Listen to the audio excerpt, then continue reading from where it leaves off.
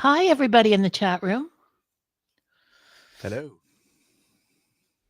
Hello. I'm ignoring the chat room. Yeah, there's nobody there. There's no. Wait. Hi, Liz. Yeah. Hi, Jeff. Is my video looks like it's stuttery? Is it? No. Unfortunately, your video right now is hidden behind the live. How long? The little eye thing and stuff that comes up on. Really? Yeah. I just see it like in the very. No, it's right. It's right over your, almost to the top of your glasses, on mine. Oh. Look, because I have to keep my StreamYard squished up so that I can see my keynote window. So gotcha. yeah, it's my issue. I don't get to see your face, Jeff. I'm sorry. Aw, well, you get to see it all the time anyway. Yeah, so right. You're not missing anything, trust me. You're all an hour late. Nice, Nick. Right. So for those of you listening to the audio podcast, we changed the start time of the recording at sort of the last minute. So we're starting an hour early. So therefore our live chat room is empty. Even though we did send out notices, but they're not going to hear this in the audio podcast. But yeah, that's right. You're watching the replay of the video, they will. You're going to cut this off. Yeah, I hear you. It's just complicated. I forgot. So for those of you watching the video, and our live audience has not yet showed up because, as what Liz just said, we decided to start an hour earlier. But for those that are listening or watching after the fact, I was going to tell you something. I just don't really remember. That was great. Well, that was exciting. That was just great. It was special. David Ogden, hi. Oh, you're the one and only chat room live audience. He's on it. David. So anything we say to the chat room is destined for you, old chap. Yeah. I guess what I was going to say is we're going to do something. Liz is on a different audio back channel. Not right now, but when we're actually recording the show. And sometimes she'll talk to us, and sometimes we'll pause. And then most of the time we kind of repeat what she's said to us to you all, so you are informed. But we're not going to do that, and we're going to try not to do that anyway. It'll make it a little bit easier to edit. But if you want to hear all the cute little pithy things that, well, not all the cute little, most of the cute little pithy things. The ones that we can leave in. Yeah. Listen to the audio. You're right, David. It's personalized to you. We'll be talking just to you. Yep. Look, Tim Van Ram's there. Van Ram, I know. Well, you see, the deal is that Steffi was coming to do the show, so we always do it a little later to let her get home, but she got a better offer. So she stood us really up. Doesn't take much. Yeah, exactly. And so Captain Nick suggested maybe we could start early because then he can get to bed early. So that's good. So here we are. Just leaving the in-flight training center. All right. All right. Cool. At least you're not arriving. David, remind me, is that with Frontier? I'm trying to remember who told me that they were going to be training with Frontier. Or maybe you're not allowed to say. Acme Cowboy. Yeah. Globe. Oh, that's a code word, I think. Oh, another deer. Is he referring to his privates again? No, that would be glob. Oh, you've seen them? Oh, okay. Well, I like to have a good connection with my audience. The personal touch. Yes. All right, shall we get going soon? It's way too soon to start going. We usually fool around for a while. Yeah. Good. Let's just fool around for an hour, and then we'll start at the time we initially thought we'd start. Yeah, that's what I was thinking. I do not. I don't know how you think, and it scares me the way you think. Right, wait a minute. Well, You call It should that be thinking? pretty easy. Very simple thinking. Let me set up my my share screen thing for the video that's upcoming. But that's not until like a few stories in, though, right, Liz?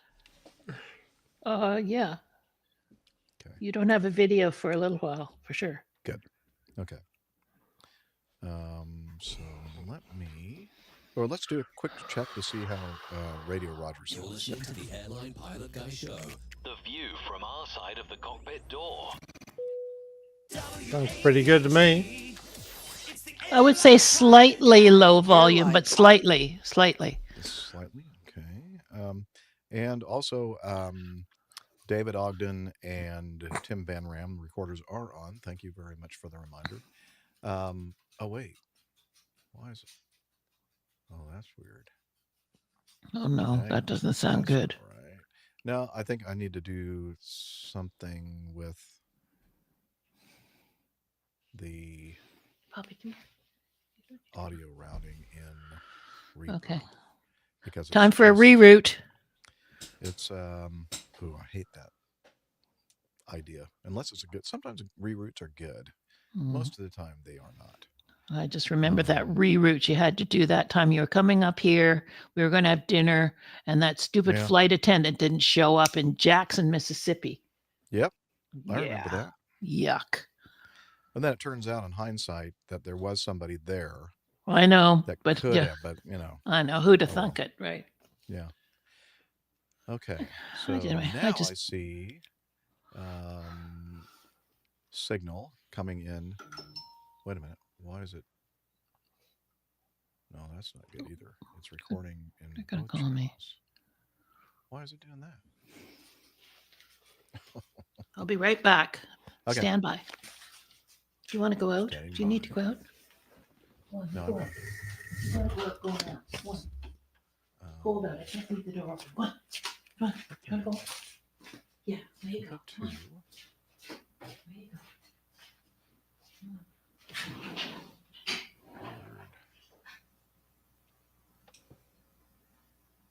Chrome is input 2, loop back to Reaper. Why is it doing that?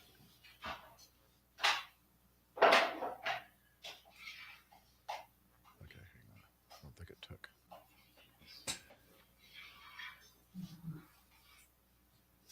Oh.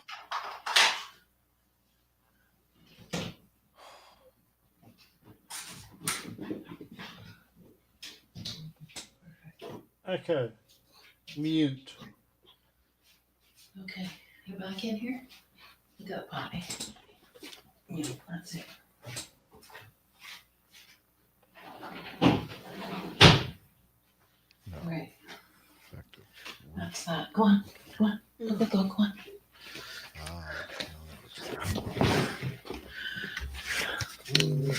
Okay, now I'm ready. Quit yelling. I'm not yelling.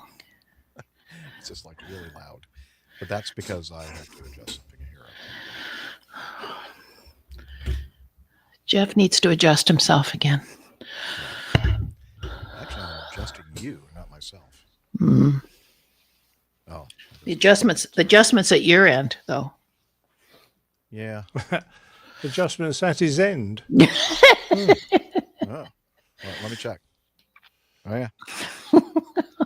Yeah. Hello. Test 1, 2, 1, 2, 3. So how are the, okay, David's saying slightly low. So what was that for that? I think it was for Roger, I believe Roger. that. I think Okay, how about the volume of my microphone and Liz's and Captain Nick's? Speak next. All the nice girls like a sailor. All the nice girls like something. For there's something about a sailor that reminds them of something. Tim says you're low, Jeff, compared to Nick and I. Okay, let me be a little bit higher there. If you're low. How low can you go? Can you go? Okay, so I'm going to bump up the... Liz loud. Okay. Pop up the volume. Man, I'm at plus 11 dB, and I have full gain. Well, mine doesn't matter so much because I won't be on for very long. Liz loud, Nick slightly loud, Jeff low. I was probably leaning in a bit, David, so normally loud. StreamYard, I have 100%. Nice and greasy, it slips and easy. What'd you say? You don't want to know. Don't make him repeat it. All right, sorry. Audio. It's a lady's pride and joy. You got your Testing, time. 1, 2, 3. Check, check, check. 1, 2, 3. Is that better, volume wise, from me? I What don't do know. you guys think? You're quiet. What do you? Still quiet? Yeah. No noticeable change, I would say. Jeff is also slow. Thanks, Tim. Have you tried that Troublemaker yet? $19 in California. It's made in California, and you're paying $19 a bottle. I paid $13.99 in Georgia. It's $27.99 in Canada, Wow. plus shipping for me Wow. because they don't have it Really? here. They got it in Alberta. Let me go to 3x and bump it up to 225%. Any better on the volume? Sounds better to me. Yeah, David says it's better. Okay. Well, that was my last adjustment. All right, let's go. I want to make sure that this is as close as possible before we start, because it's important for me doing the post edit. Okay, I've been put in my place. Well, I mean, I hope I did it gently. Yeah. Okay. I know you want to get going here, but okay. Let me go to brand, go to video clips, and let's see what the heck happens here at 15:43 Eastern time.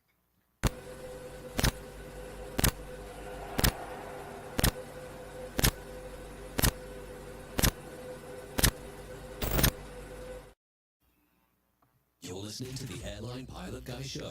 The view from our side of the cockpit door. WAPG, it's the Airline Pilot Guy. Airline Pilot Guy episode 643. Yeah, he's up in the sky. It's the Airline Pilot Guy. Hello, you're listening to the Airline Pilot Guy Show, the view from our side of the cockpit door, with your host, Captain Jeff, broadcasting live from the APG Road Vessel Studio. Today's show is recorded on the week of December 9th, 2024. Yeah, he's up in the sky. It's the Airline Pilot Guy. It's your light and he's flying by. The Airline Pilot Guy. In today's episode, more questions than answers in the preliminary report on the deadly crash of a small jet in Mesa, Arizona. And a final report finds that a 737 freighter flew with 2 fuel pumps off. Also ahead, more news, your feedback, and today's plane tale. So get all settled in. Tray tables and seat backs in the upright and lock positions. Electronic devices powered on. I'm Radio Roger, and Flight 643 is ready for pushback. Thank you, Radio Roger. He's an award-winning TV and radio reporter, currently at the #1 all-news station in the nation. 1010 wins on 92.3 FM in New York City. Welcome to the Airline Pilot Guy Show. It's an aviation podcast covering the latest in aviation news and answering your great feedback. I'm Captain Jeff, former U.S. Air Force pilot and retired Delta Airlines captain. And joining me today from his studio, in Hartford, Hereford, and Hampshire. ex-professional photographer, former RAF, RAAF fighter pilot, retired Airbus A330, A340 captain for Virgin Atlantic Airways. It's Captain Nick. Hi there, Jeff. Great to be back on the show again. Isn't it wonderful? Now, APG 643 is great, but so was Avro 643, a biplane trainer built by Avro in the 30s. And somehow we managed to flog it to Australia, Ireland, Portugal, China, and Spain. Oh, weren't we clever? Very. And speaking of clever, also joining us Huh? from from her studio in Toronto, Ontario. Retired financier and aviation enthusiast, spreadsheet master, and our producer. It's the lovely Liz Piper. Good afternoon, everyone. Good to see you guys. Great to see you. And that's it today for our crew. Mhm. And we're going to have fun. Have a good show, you guys. Thanks. Cheers, Liz. All right. What do you say we do some news, Captain Nick? Well, that's a damn good idea, sir. I thought so.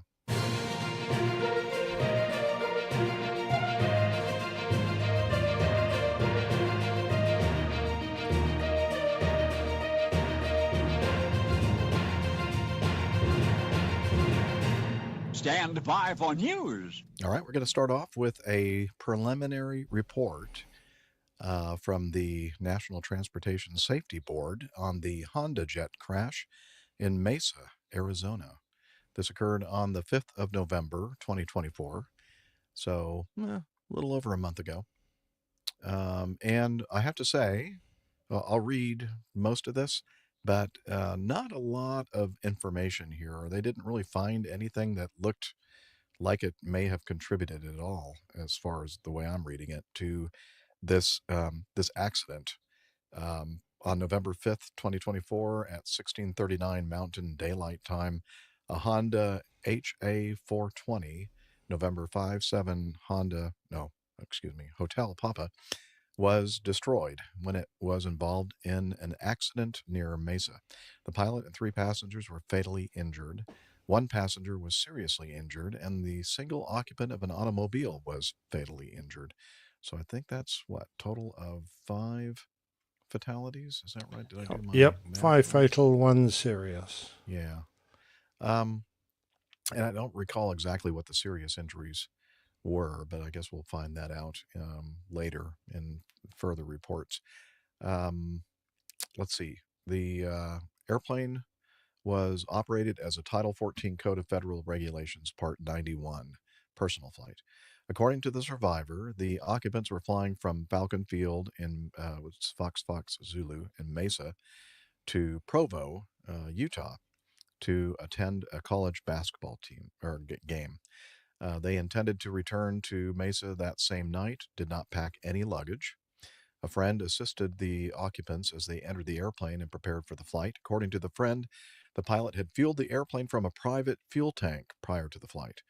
He did not know how much fuel specifically was added, but the pilot had communicated to him that there was sufficient fuel for the flight and that he would refuel at Provo before returning. The friend did not observe the airplane take off. The air traffic control tower controller cleared the pilot for takeoff from runway 22 left, which the pilot acknowledged. No further transmissions were received from the pilot. Security video captured the airplane accelerating on runway 22 left until about 3,000 feet from the approach end of the runway, about 2,100 feet of runway remaining. The airplane subsequently began to decelerate and overran the departure end of the runway near centerline. The airplane maintained runway heading and struck the airport perimeter fence located about 600 feet beyond the departure end of the runway before it continued across a roadway. The airplane struck a single vehicle when it entered the roadway and came to rest upright on the far side of the road. The airplane fuselage fractured forward of the leading edge of the wings and a post-impact fire ensued. The wreckage was examined on scene before being moved to a secure location for additional evaluation. Flight control continuity was verified from the cockpit to all flight control surfaces, and all major components of the airplane were identified at the accident site. There was no evidence of any parts separating from the airplane prior to the airplane impacting the perimeter fence. The control column gust lock was located uninstalled.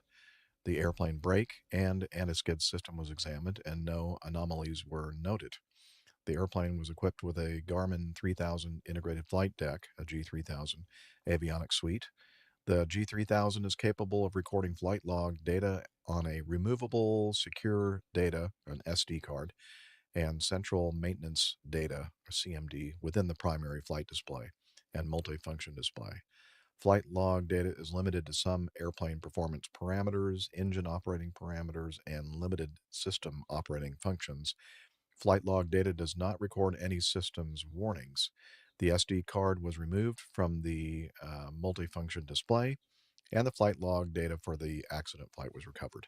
The data showed that during takeoff, the airplane had accelerated to about 130 knots before it began to decelerate.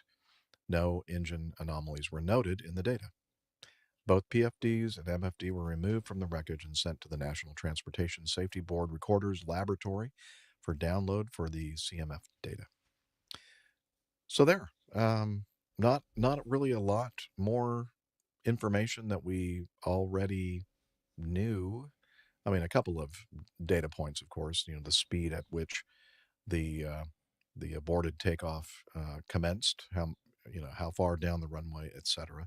And the other thing that I think was interesting, Captain Nick, was that they mentioned the fuel and that it was filled from a private fuel tank, and it wasn't specifically stated by the pilot how much fuel he added. But then again, they said that this recording recorded several parameters, including engine parameters, and I would have thought that they would have said something about the fact if they had noted anything unusual about the operation of the engines, and they didn't. So I don't know if fuel contamination or fuel starvation or anything like that is even, maybe I'm just inferring too much by the fact that they just kind of mentioned Well, that. funny you should mention that, because that's exactly where my mind was going when I heard that it was a private fuel tank as opposed to one that might be undergoing more rigorous checks if you were selling fuel and had to obey a whole raft of regulations involved in that. A private fuel tank may not be subject to quite so many inspections and regulations, not to suggest that that was the cause, but that's the first thing that went through my head. He refueled there, didn't come from a regular source. So I wonder if there was some contamination, because, it's about the only way you're going to lose all your engine power. One of the classic ways is through fuel contamination. But then again, I'm exactly with you when they mentioned right at the end that no engine abnormalities were noted in the data. Then you go, okay, well, we'll just to take them at their a word there, and assume that the engines were running fine. And since the gust locks weren't footed, you've got to go, well, that was another thought I had. So I'm kind of running out of reasons for this. 130 knots does not seem an unusually high speed to reject takeoff from for this type of aircraft, even on this runway length. So I'm going, I wonder why they ran off the end, and I wonder how much runway they consumed up to that point. I'm wondering if perhaps they had done the equivalent of a reduced thrust takeoff, which seems unusual perhaps for an aircraft of this type. We've got Pip in the chat room. I wonder if he regularly does that form of engine power reduction on takeoff. I would have thought it would unlikely, but you never know. And I'm running out of the classic reasons for why this dreadful accident should have happened. I will say that in the report they did mention that they started the rejected takeoff about 3,000. They started decelerating 3,000 feet from the beginning of the takeoff roll, and they had 2,100 feet remaining. So they were a little bit beyond halfway down the runway when they initiated the rejected takeoff. And the other thing is, I think, I was going to say, that's what Pip is saying in our live audience. I thought 130 knots in a Honda jet would be really fast. way beyond past V1, and that's what Pip is saying as well. So, yeah. I So would've thought that- I'm curious. Pip, perhaps Pip can tell us, would that be past the normal rotate speed, or would they still be trundling on, all three wheels at that point? But yeah, it's all right. That is, I kind of imagine they'd be getting a little faster than that to actually get airborne, but obviously perhaps not. Yeah, it's quite a small little jet, and I think that the like the approach stall speeds or whatever are like below 100 knots, like Oh right, 80 okay, something, that or low. 90, yeah, something like that. Well, I'm looking perhaps at they'd these reached deer 130 outside knots my and window. decided they couldn't fly. Oh, you got a guest? Yeah, I feel like I'm at Steph's lakeside cottage because I'm seeing a very smart, handsome-looking buck, and I'm talking about a deer, not a human. Yeah, it's definitely a horny deer, and a doe, and yeah, this is cool. Lots of nature around here. No, I've had my fill of venison in my life. Uh, okay. Pip says, I don't blank the Honda Jet. Maybe I don't fly the Honda Jet, but I would expect V1 and rotate to be less than 110, maybe under 100 knots. Yeah. Okay, all right. Well, I'm So it wondering must have been if, something- yeah. yeah, if they'd actually got airborne and put it back down, that might account for the overrun. That would take a lot of runway. Or they got to that speed and were unable to get airborne for some reason, and decided to reject as a result. We're still both left guessing, I'm afraid. Yeah.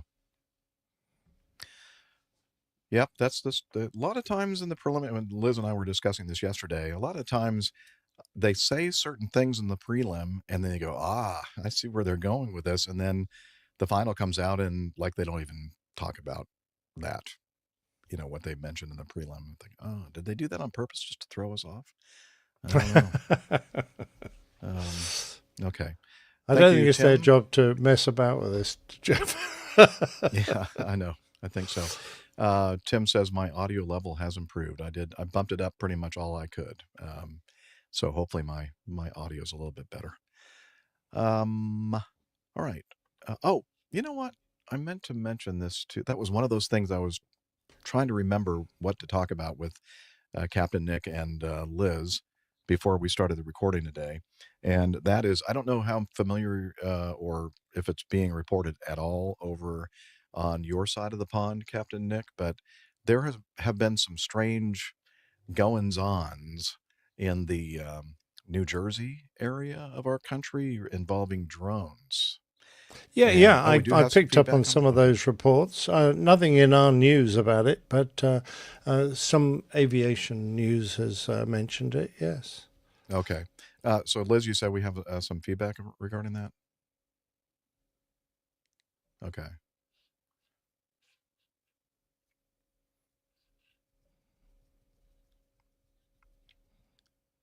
Number 7.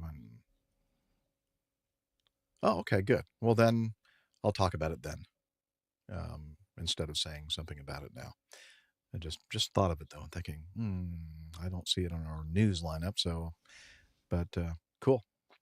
Yeah. All right. We'll save it. Then I think now we can move on to the next item in our news lineup, and this is a final bulletin from this was published in the Aviation Herald.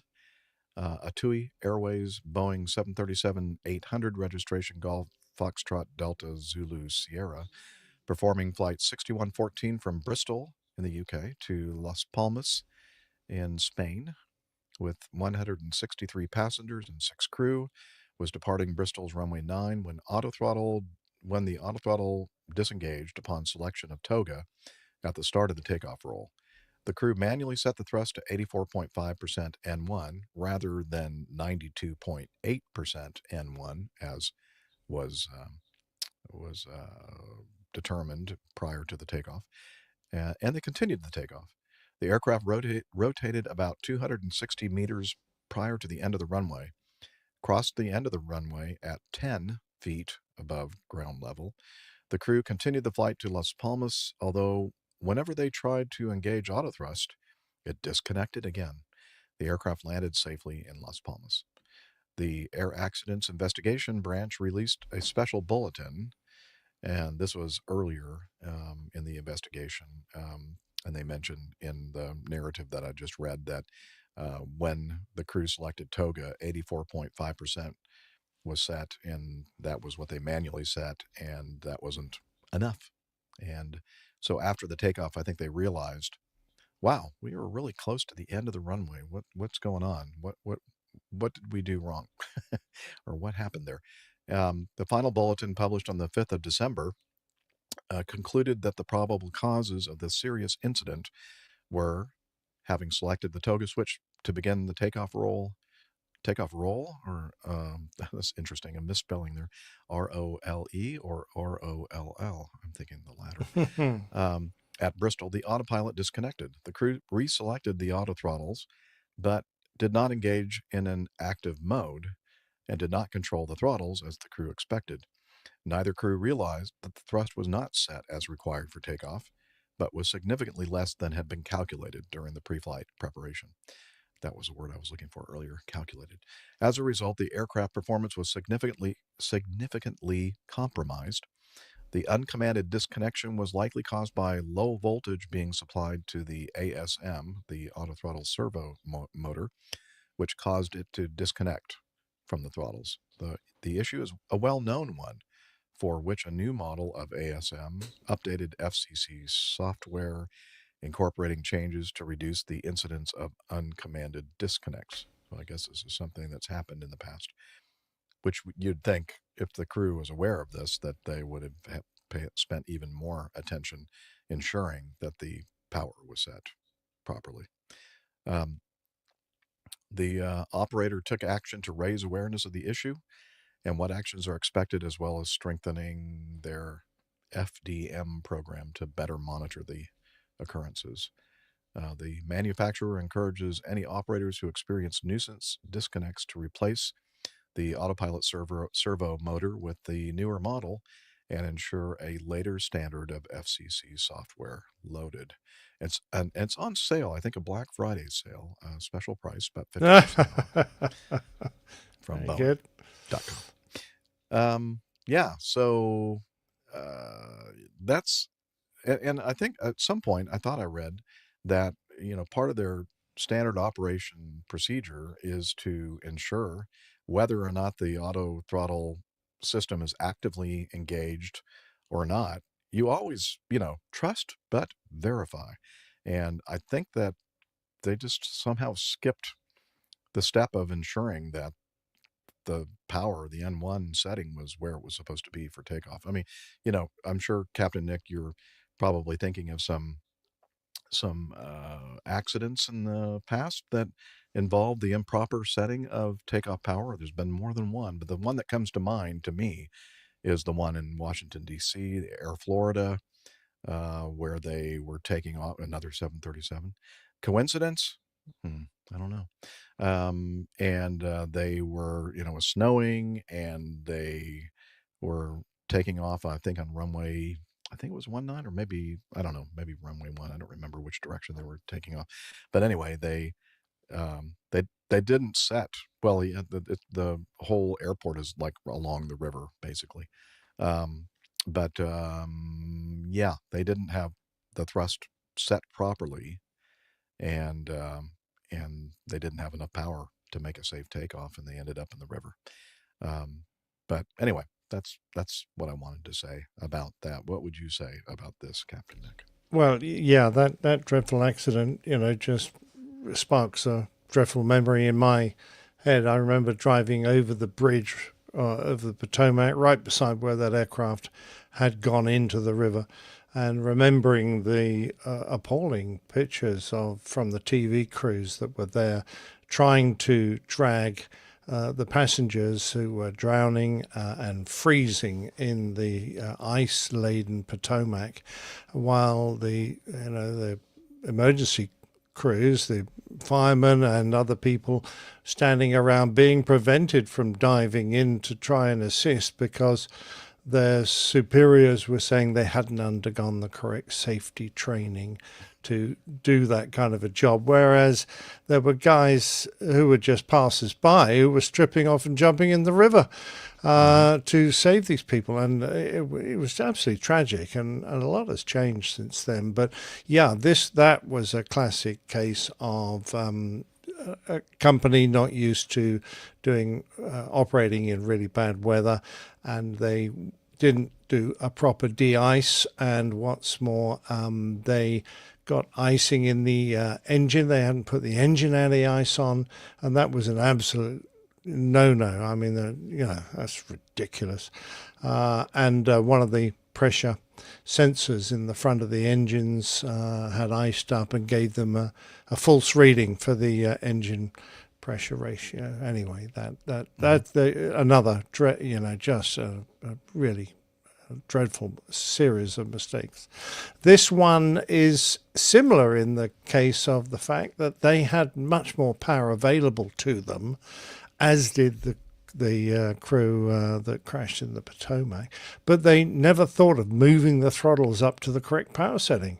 I mean, as they were trolling down the runway and they realized that they were getting very close to the end of the runway, I find it hard to understand why they didn't move the thrust levers forward and give themselves more power, because they had they had assumed the aircraft would be setting this power setting, or the correct power setting. They didn't spot the fact that the auto throttle hadn't taken command of the engines properly, and left them where the pilots left them when they took their hands off them, thinking that the auto thrust would increase them to 92.8, and they never moved further than 84.5, which is considerably lower. They were very lucky to get away with this. Nick, they always work, and except when they don't. Yeah, except that, exactly right. They always work, except we still check. That is the whole point of the discipline of the job. Regardless of how reliable you think something is, you still say the words, you still read the numbers, and you still think, is that right? Yeah, okay, that's good. That's the correct number. And we do it in the Airbus, despite the fact the Airbus has many backups that will actually alarm you if the correct setting has not been achieved. So plus the fact that you can just look at the gauges and see for yourself, and we say it out loud, and that's common for every type. And there are an awful lot of pilots out there listening to this, I'm sure, who are going, oh, yeah, that was a dreadful mistake. Yeah, dreadful. Yeah, 10 feet above the end of the runway is, what is it?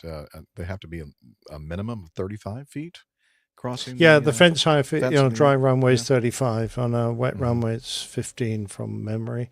So yeah, they to stagger off the end that close to being. Having said that, I watched the video of a Russian aircraft, 4-engine tail VC-10 ski, some kind of Evolution, that literally had 5 feet to spare when his main wheels came off.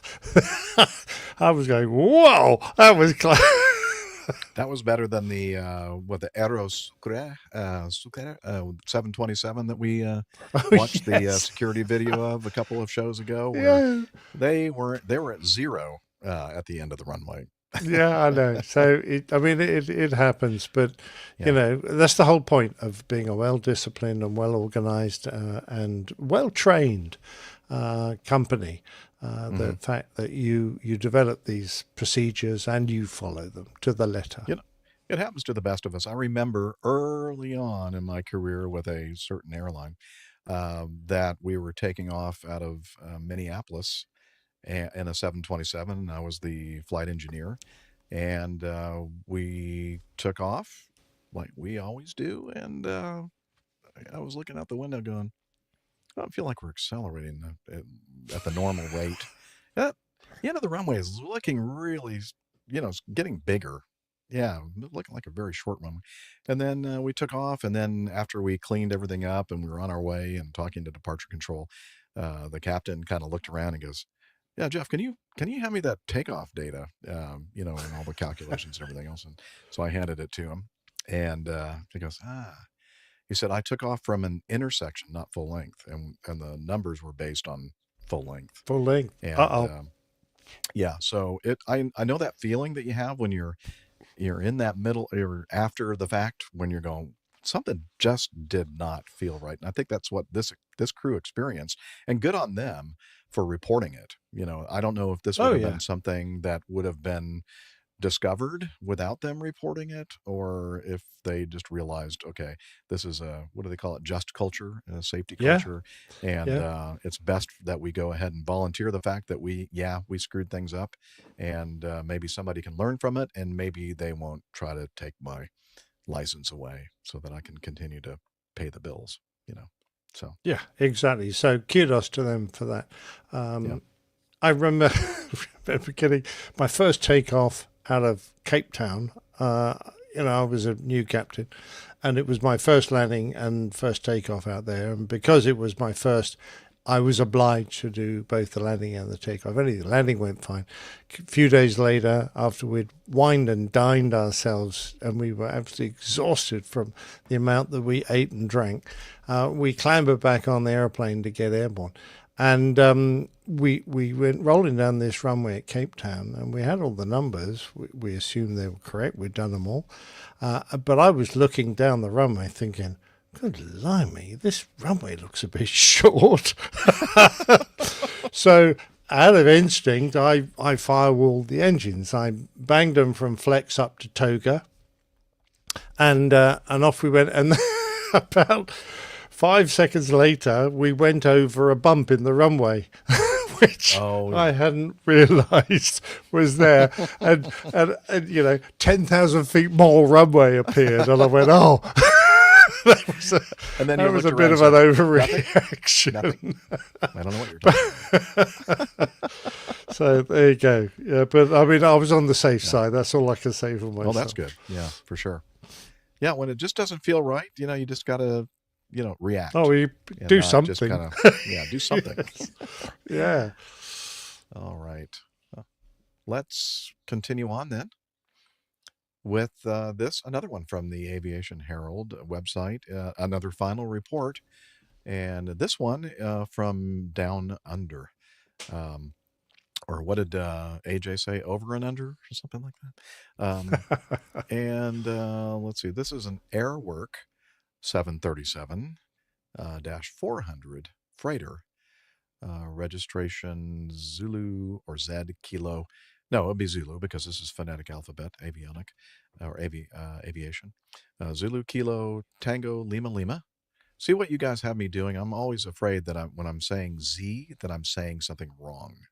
Yeah, I should be afraid of you guys. Anyway, Zulu Kilo Tango Lima Lima performing flight 2 from Sydney, Australia to Auckland, New Zealand, with 2 crew, completed a seemingly uneventful flight with a safe landing in Auckland, when, during taxiing to the apron, the crew discovered that they still had full center fuel tank, or a full center fuel tank, while the 2 main fuel tanks supplying the engines had only minimum fuel left. The crew thus noticed that the 2 center fuel pumps had remained off for the duration of the flight. New Zealand's investigatory agency, TAIC, released their final report, concluding that the flight crew omitted to turn on the center fuel pumps. Yep, that's what they volunteered before starting the aircraft. Oh, they omitted to turn on the center fuel pumps before starting the aircraft, and did not detect that the fuel in the center tank had not been used until after landing in Auckland, when a main fuel pump low pressure light illuminated. So they didn't even know it until they saw the main fuel pump low pressure light illuminate. That's not good. The requirement to reprogram and plan their departure due to a runway change and the approaching curfew added to the pressure the flight crew were under. Yep. very likely contributed to distraction when they were completing the before start checklist. That's a major safety issue that I think we've all kind of experienced. Like, oh, we got to hurry up and go. If the aircraft had flown a go around from the approach into Auckland, it's likely that the fuel in the main tanks would have been exhausted during the maneuver. The operators Operation Control Center, the OCC staff, did not provide updated weather forecasts or flight plans to the crew prior to extended diversion time operation EDTO sectors as required by the operator's OCC manual. I'm not sure what that means. The operator's flights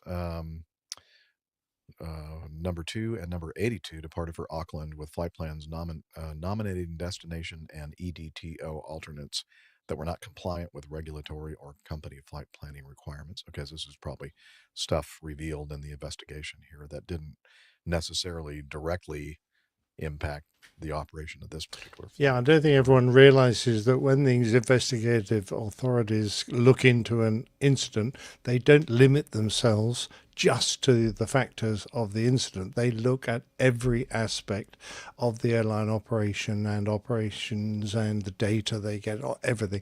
And they pick up, and quite rightly, even though it wasn't really a factor, they mention where things have been done not compliant with their regulations. I guess you could compare that to, in the legal world, a deposition, right? If you're in a deposition, then you open up everything, right? And everything is available for both parties to look at. Yeah, and if you're driving a car and you get stopped for a tail light that's broken, the guy's going to look at everything else in the car as well, your wheels and everything, because he can now zap you for all sorts if your car's badly maintained. Okay, so the important part of this report, though, I think we should focus on is the actual operation of the flight itself, with the fuel issue, with the center fuel switches not being turned on. Turns out that so they did the smart thing, as commencing the approach, the visibility was still fluctuating but above the required minimum. But as a precaution, the crew briefed for and conducted an auto land. Okay, that's smart.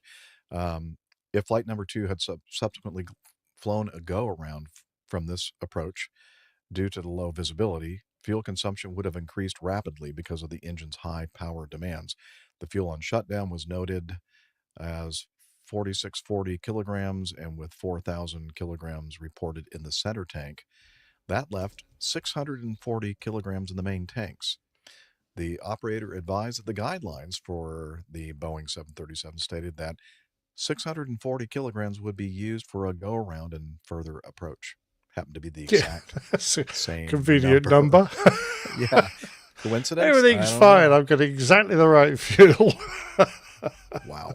Consequently, it's very likely that during a go-around maneuver, the master caution light and fuel low pressure light would have activated as fuel in the main tanks neared exhaustion. In this scenario, there was no checklist or procedure that would have directed the flight crew to turn on the center pumps, as checklist logic would have assumed that the center fuel had already been used. That surprised me, Jeff. Mm-hmm. Yeah, because if you've got a low fuel pressure, indicating that you're running out of fuel in the main tanks, all the Airbus procedures required you to put on the fuel pumps for every other tank in the damned aeroplane, including the ones that were indicating zero, just to try and, if you had made a mistake, to pick up on it, and if you hadn't made a mistake, just to get any dregs that were left in those tanks transferred into the tanks that needed the fuel. So I'm really surprised that their procedure didn't require them to turn those center pumps on. I'll bet it has been changed. Yeah, but how long has the 773 been around? Oh, forever. Yeah. But I'm not sure, if this is their own checklist or was this the Boeing Oh, okay. checklist? It could have been an airline-specific checklist, I suppose. It could be. I don't know. We don't it doesn't know. really say. Yeah. Correct, yes. Anyway, so they said that it would have required the flight crew to analyze the situation and determine that fuel was available in the center tank, which would have been challenging given the high workload of flying a go-around and possible diversion. Therefore, there would have been a very real potential for an engine failure if a go-around had been required. The captain had recognized this and commented that, quote, the risk that we put ourselves in by not turning those pumps on was that if we had to do a go-around, we would put ourselves in a situation that may have been critical. Yeah, no Yeah. kidding. But you're No, right, no, that's Captain Nick. that's I a mean, that very should have been yeah. just automatic. If you're having a fuel feed issue, would just turn all the pumps that you have on. I mean, I know there's some risk to turning on pumps and fuel tanks that are empty, but I think in this case, that risk is outweighed by maybe we just forgot to turn pumps on and we actually do have a lot of fuel somewhere. Let's just, make sure everything is on and figure out what's going on. No, no, I agree, and I have to compliment the captain here for saying what he said, because he's obviously put his hand on his heart and gone, "Yeah, I recognise entirely how dangerous the situation was that we could have got ourselves into." But I also say that if he's in a high workload situation and he's would have got warnings if it had been in the checklist for his low fuel pressure warnings to do this, then he would have done it. So he wouldn't have got distracted by the pressure of the situation he was in, because one of them would have done that drill from top to bottom, because that's what we're always trained to do, regardless. And they would have then put the pumps on. So I'm going to give him an awful lot of leeway here, because that procedure should have been in the checklist. Yeah, it should have. And I give him kudos as well, because I think this is one of those cases where, all the snitch systems and data recorders and everything else going on, I'm not sure would have picked up what had happened here.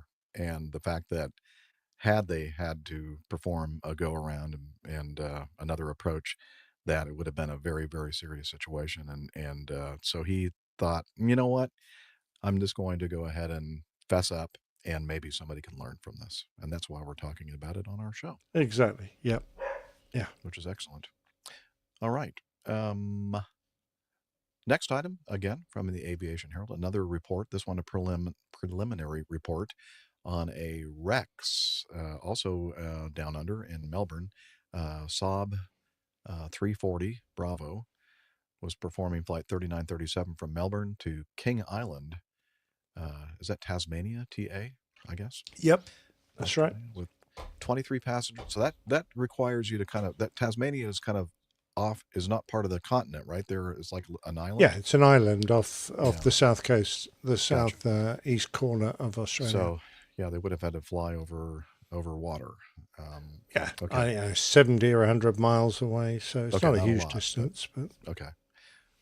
They had 23 passengers and 3 crew. They were preparing for departure. The right-hand engine had been started, and the crew was about to start the left-hand engine when the ground staff disconnected the ground power unit, interrupting the left engine start sequence.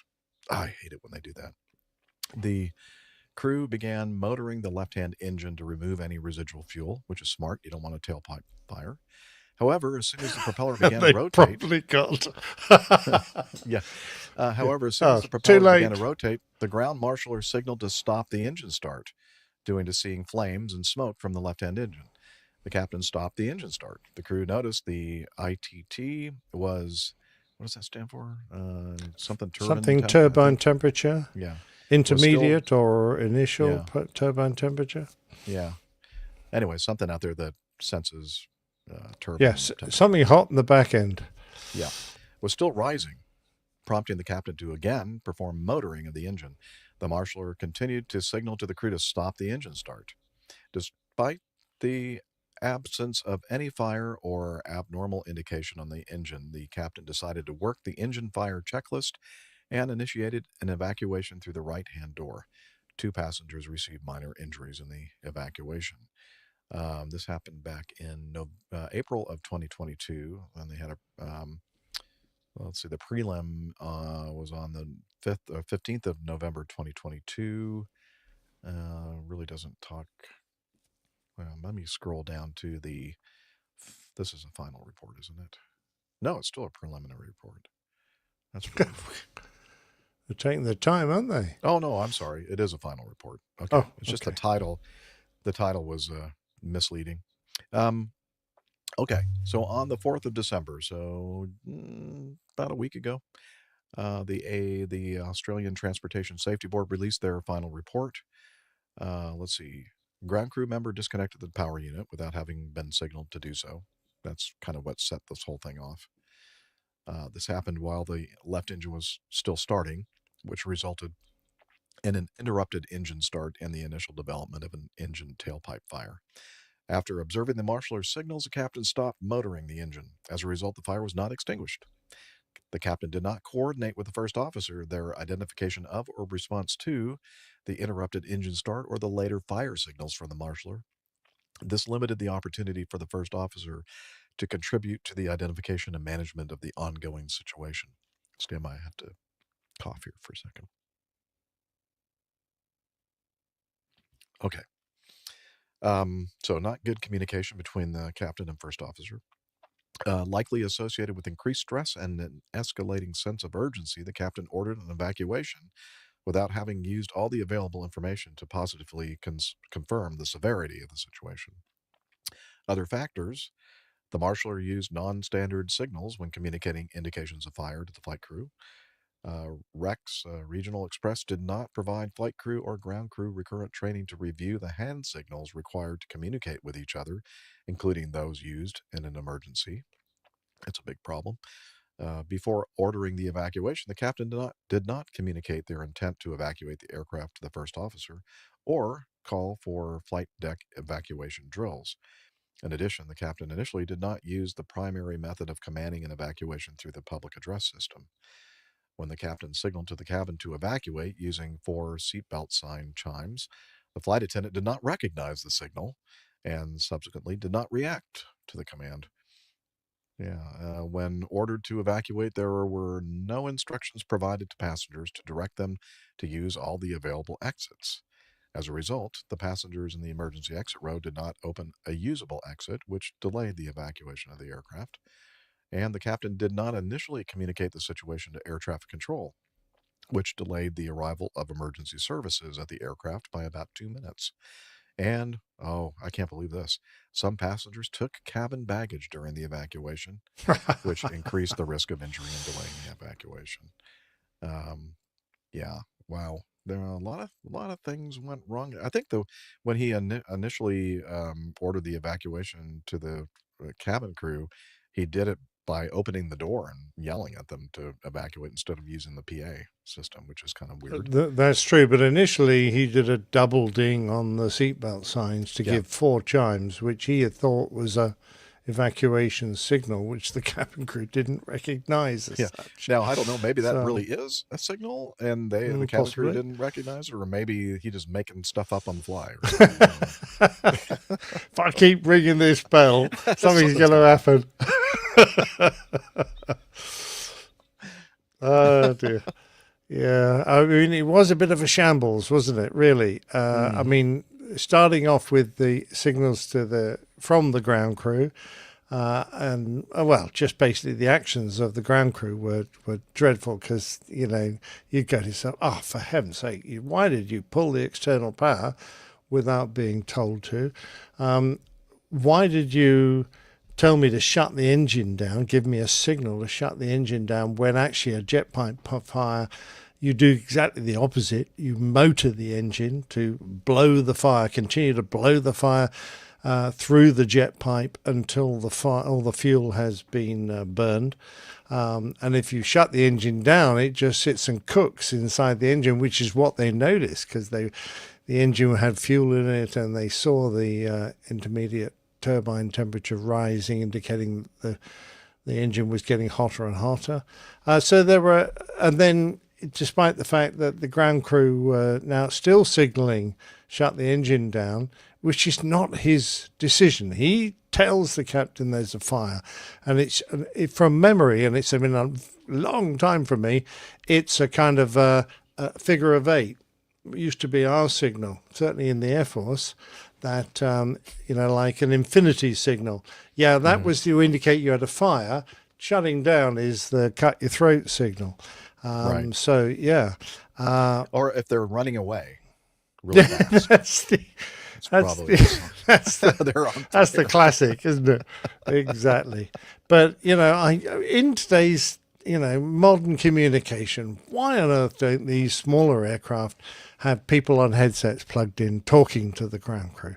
I mean, we do it all on the big airplanes, but not on this little thing, apparently. So why? It's stupid not to, because this sort of miscommunication becomes almost impossible to achieve when you're actually speaking to someone, and the captain can go, "Where's the flame coming from?"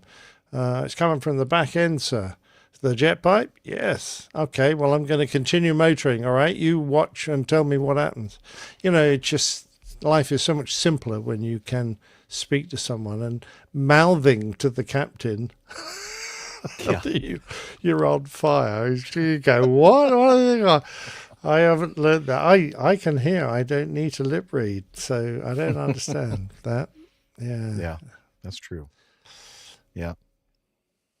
Wow. So yeah, it's classic. The sort of thing ought to be taught for, how to fix communication problems and how communication issues can build up into, quite a serious situation where this aircraft could have continued to burn and become seriously damaged. Yeah, I agree.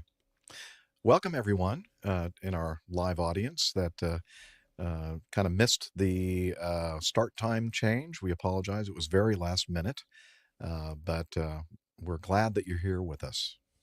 Just didn't feel yeah. right without you.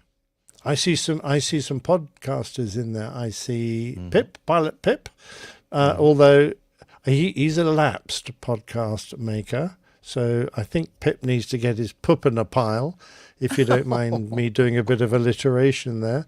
A lot of alliteration. But we also have pile.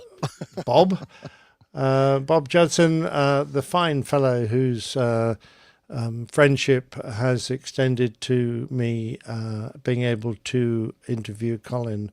Today's Plain Tale is part of it with him up in the Air Force Club just the other day. And I'm going to remind everyone that Leading for Life is his podcast, so have a search for that. And if you're interested in his stories of his fantastic Air Force career and his stories of leadership, and he's a master of teaching the ins and outs of leadership in the industry, I think are definitely worth listening to. So have a look. Oh.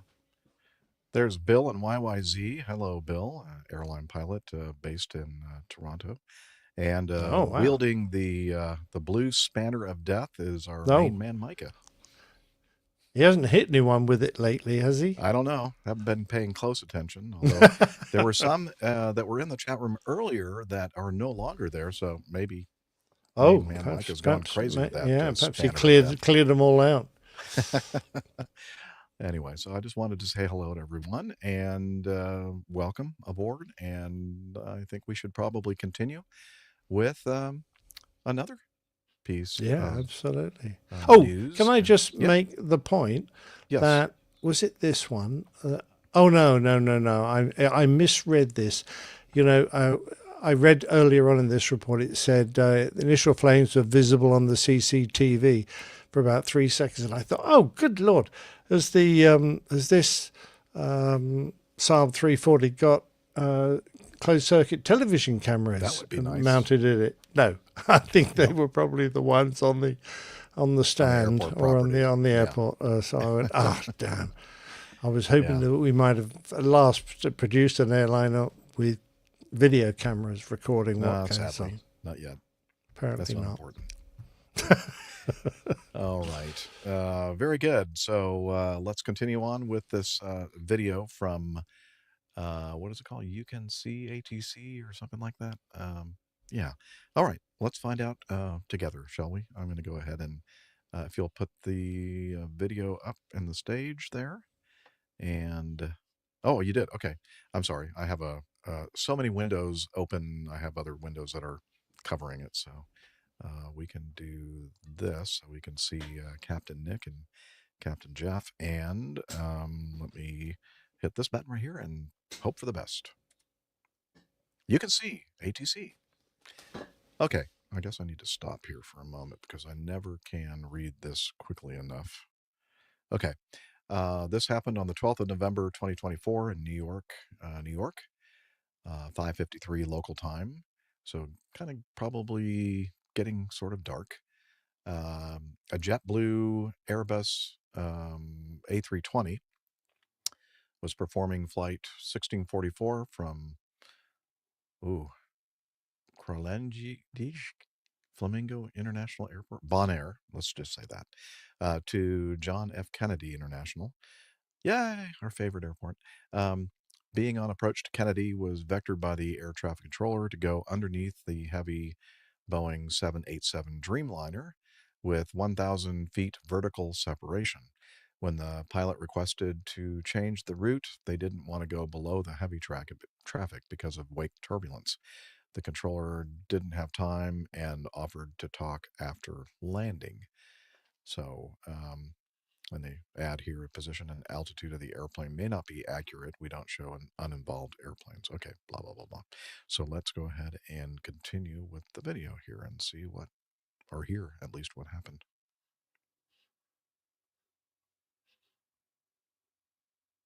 Anytime now. JetBlue 1644, turn right heading 080. Right turn 080, JetBlue 1644. LL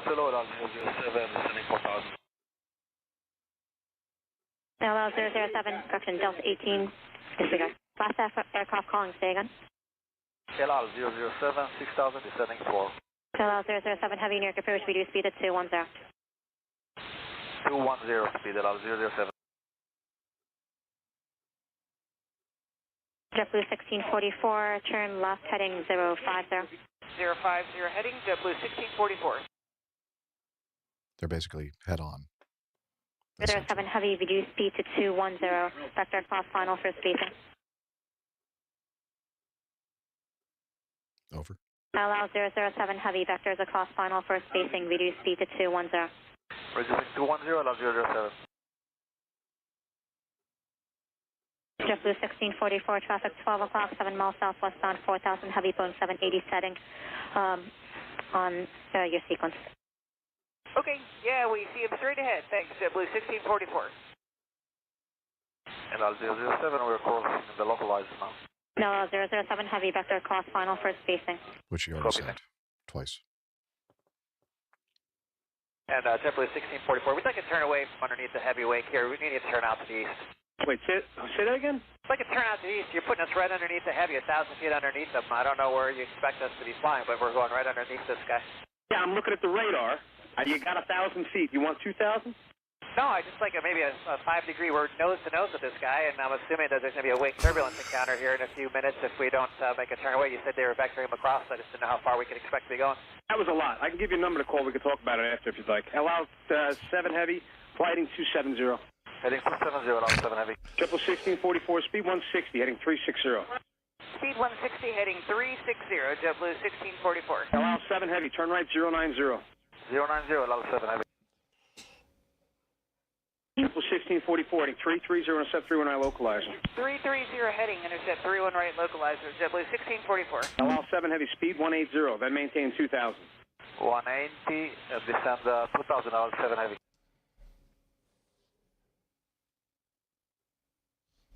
Allow 7 heavy, roll out heading 070, flighting 070. 070, allow 007. Allow 7 heavy, menu altitude 3,000. 3,000 descending, allow 07. JetBlue 1644, descend to 2,000 now. I descended 2,000, JetBlue 1644. Allow 7 heavy, descend to 2,000. Descend 2,000, allow 7 heavy. On JetBlue 1644, clear Dallas 31 right, 160 knots. 160 knots, say again please for JetBlue 1644. Cleared ILS runway 31 right. Cleared ILS runway 31 right, JetBlue 1644. Allow 7 heavy, speed 160. 160, allow 7 heavy. Allow 7 heavy, heading 060, vector cross localizer. 060, allow 07. Triple 1644, you're going to maintain 160 knots till the 6-mile final. You're following a heavy Airbus 330. Caution wake turbulence. You got 6.7 miles there. Okay, 160 knots until 6-mile final, JetBlue 1644. Go to tower now, 19-1, 1644. 19-1, JetBlue 1644. And tower, good evening, JetBlue 1644, 14 miles out for 31 right. JetBlue 1644, Kennedy Tower, good evening. Number 3, caution wake turbulence on a heavy A330, 7 miles final. The wind 360 at 14, be advised, wind shear gain and loss, 10 knots to the surface. Runway 31 right, clear to land. 31 right, clear to land, JetBlue 1644.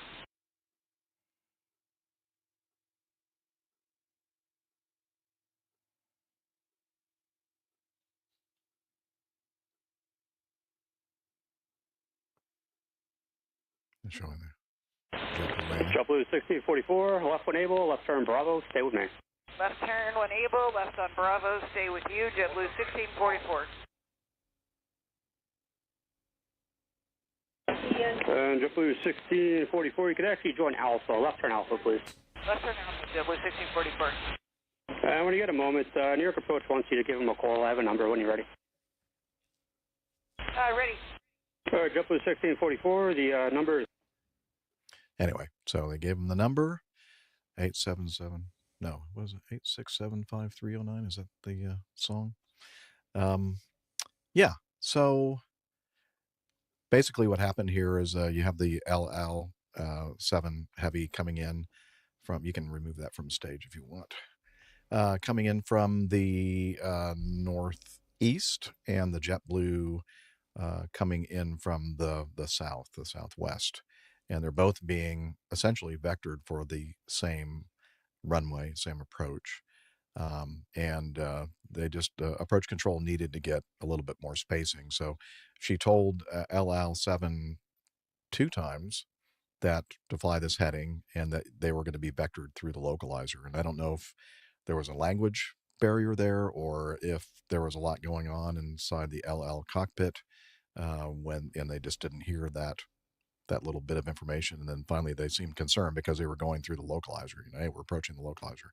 And then she said, yes, again, she didn't say it like that. She was very nice. She wasn't snarky at all. She must be new. But the JetBlue coming in from the south sees the pointed out traffic, the heavy jet coming at them. The heavy is at 4,000 feet, they're at 3,000 feet, so there's 1,000 feet of spacing. He's just a little concerned that there might be some wake turbulence that he may encounter. I'm not sure if it would have been that concerning to me at those speeds close in to the airport, honestly, but maybe it's just I'm misremembering how things work in the approach environment. But it was of concern to the JetBlue flight, and there was a lot of communication going on, a lot of words being said, and that's when I think the controller finally said, okay, there, that was a lot.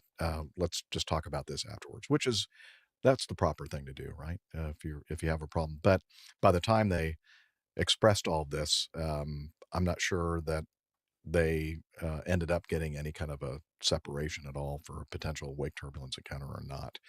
It's hard to tell with these videos because, as they mention in the preamble, that the positions are not necessarily exact because they're not using the actual readouts from the radar displays. It's all simulated for us. But so what do you think, Nick? Do you think that was something, a good precaution that the JetBlue was concerned about, or do you think that he should have just kept his mouth shut and, continued flying the instructions? Die like a man. Yes, I think. Shut up and die like a man. Exactly. So while I flew heavies my entire civil career. So I was the one usually giving the weight turbulence, not receiving it. But I was never ever concerned in this sort of a situation. These guys have a pretty hard job trying to jigsaw all this traffic in to getting the right separation, and the sort of weight turbulence clearance they're concerned about is nose to tail separation and time when you're on the approach, specifically really when you're in the landing maneuver. So that you don't hit the weight turbulence of the guy ahead. It's had a chance to move off the runway or dissipate. You're not really concerned when you're up at 2,000 or 3,000 feet. He did offer or kind of suggest that he could give him 2,000 foot separation if he wanted it, but he seemed to be really concerned that 1,000 feet wasn't enough, considering he had a 787 going over the top of him. And I mean, God, lummy, we fly with 1,000 foot separation everywhere now, if you're in RVSMS space, and certainly at lower levels. And generally speaking, it's not a problem. We often fly with only 500 feet separation when we're going over GA aircraft. If we're sort of in open airspace, like you might be around Newark or somewhere, a lot of light aircraft flying around, a lot of airliners, outside controlled airspace positioning. No one really seems over, right and left when you guys do that. Yeah, but it's really, we don't consider it an issue. So I'm a little surprised he was worried. Sorry, the lady wife is just arriving back from her night out. I'm on my own in the house right now, but not for long. Exactly. I think he's overreacting a little, personally. He might have had an occurrence which worried him previously. But, and we know that a 380 turned an exec jet upside down over the Red Sea at some point, out of the Gulf area, and that caused a lot of problems. Much higher speeds involved there. Yeah. So the intensity of the wake was, 1,000 feet, going, however many knots, or Mach, whatever. 85% of the speed of sound. Yeah. Then I would be, yes, perfect. How did you know that? But in that case, I would be concerned, but in the approach environment, the speeds are much lower, so the generated intensity of these wakes is lower. And as you said, the thing to be concerned about is when you're following traffic, and exactly. you're getting even slower in landing configuration and everything closer to the ground. But again, I agree with you, Nick. I was wondering if you'd feel the same, but I thought, I don't know. I think this guy's maybe getting a little bit too concerned for this, but let's see. Bill in YYZ says, narrow body world can be different. My buddy in a 320 had a severe wake turbulence encounter in terminal airspace, put a flight attendant on the ceiling, descended at 5,500 feet per minute, less than 2,500 feet above ground level. I mean, I'm not saying, well, thank you, Bill, for that. I'm not saying that it can't happen, but I don't know. As Captain Nick said, even Kennedy controllers are pretty good at working these situations, and they know what the winds are and everything else. And I don't know. Yeah, again, maybe that was completely justified. I don't know, but I think the controller did the right thing, which, I think that, give them credit when credit's due, by saying, hey, look, I understand your concern and everything else, and you're saying a lot more than we need, because there's all these big giant pieces of metal hurtling through the sky at very high speed, and my job is to keep everybody from hitting each other. So can we talk about it after, once you're on the ground, and, let me give you a phone number to call, and we'll work this out, talk this out. But that's the way to do it. So I don't know. I agree. So a 320, I don't really consider. I mean, it's in the light category, but I don't really consider that a small airplane. It's it's not that much smaller than a 330, and that's a heavy. So if you're in the Cessna 172, that's a big airplane. Exactly. And Bill let's Salton again. not forget, everyone is strapped in, and should be probably, including the cabin crew at this point. So no one should be going flying around the aircraft, even if you were to, get bumped by some wake turbulence. So The operative word there, though, is should be yeah, seated with seatbelts yes, on. But should we've all be, seen the yes. flight attendants who think they're super women and men and Yep. not subject to the laws of physics and nature. And sometimes they're wrong. And as Bill on YYZ says, hitting an airplane does hurt more than wake turbulence. Yeah, but it doesn't hurt for very long, Bill. Yes. It's very quick. And you're right, Jeff. Although this happens very rarely, I am definitely siding on the side of the JFK controller system. Wow. I don't want to get a reputation here for being easy on them, but yeah, good job. All right. Yeah, we have to try to make up for all the bad things we've said about them over the years. Yeah, we try. Okay. All right. We're going to go ahead and shift to the Getting to Know Us segment right now. Here we go. Getting to Know Us. It's the time of the show where we get to find out what everybody has been up to between episodes. And I think Captain Nick was kind of or did you do the interview? You did the interview last time, so we actually talked about it last Getting to Know Us. And I was about experience to the fruit of that interview, right? We are indeed, Jeff, and I was sort of prepping to go and do it, but since then, we've come away with the audio and been putting it together, and I've got my first 20-minute. I'm probably going to get 3 plain tales out of this, 3 20-minute bits. Yeah. We'll see how the next half goes, but I tell you, it was kind of awe-inspiring to meet Colin, and because he is such a remarkably fit and dapper chap, and it's really hard to get in your mind that this gent is over 100 years old, approaching his 104th birthday. He's 133 now. He's sharp. He remembers. His level of recall is fantastic. He's a lovely guy to speak to, just informally. And as he's recounting his exploits as a World War II pilot, it was fantastic. It was lovely to be back in the Air Force Club, which is just one of those super institutions that I used to belong to when I was a serving officer. And I carried on for a couple of years, but I didn't use the facilities enough to be able to afford as a young first officer. It was just something that it was a bit frivolous, but it was lovely to go back. The place is like a living museum with Air Force officers all wandering around. People know each other and waving, and the artwork and the memorabilia that is scattered casually through the place. It is quite fantastic. So it's like a big hotel combined with a gentleman's club, full of lovely furniture, and it's beautifully decorated. So it is a super place. Yeah, it's a bit like a museum, as Liz says.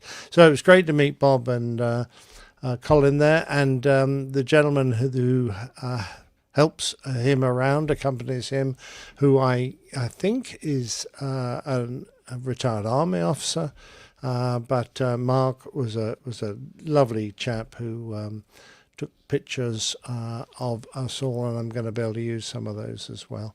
The interview with Colin went fine. You'll be able to judge for yourselves in just a few minutes when we play it, and I'd love to read any comments that might be generated about it from the audience we've got in the chat room. But for me, it was a very, very special day, and one I shall remember forever.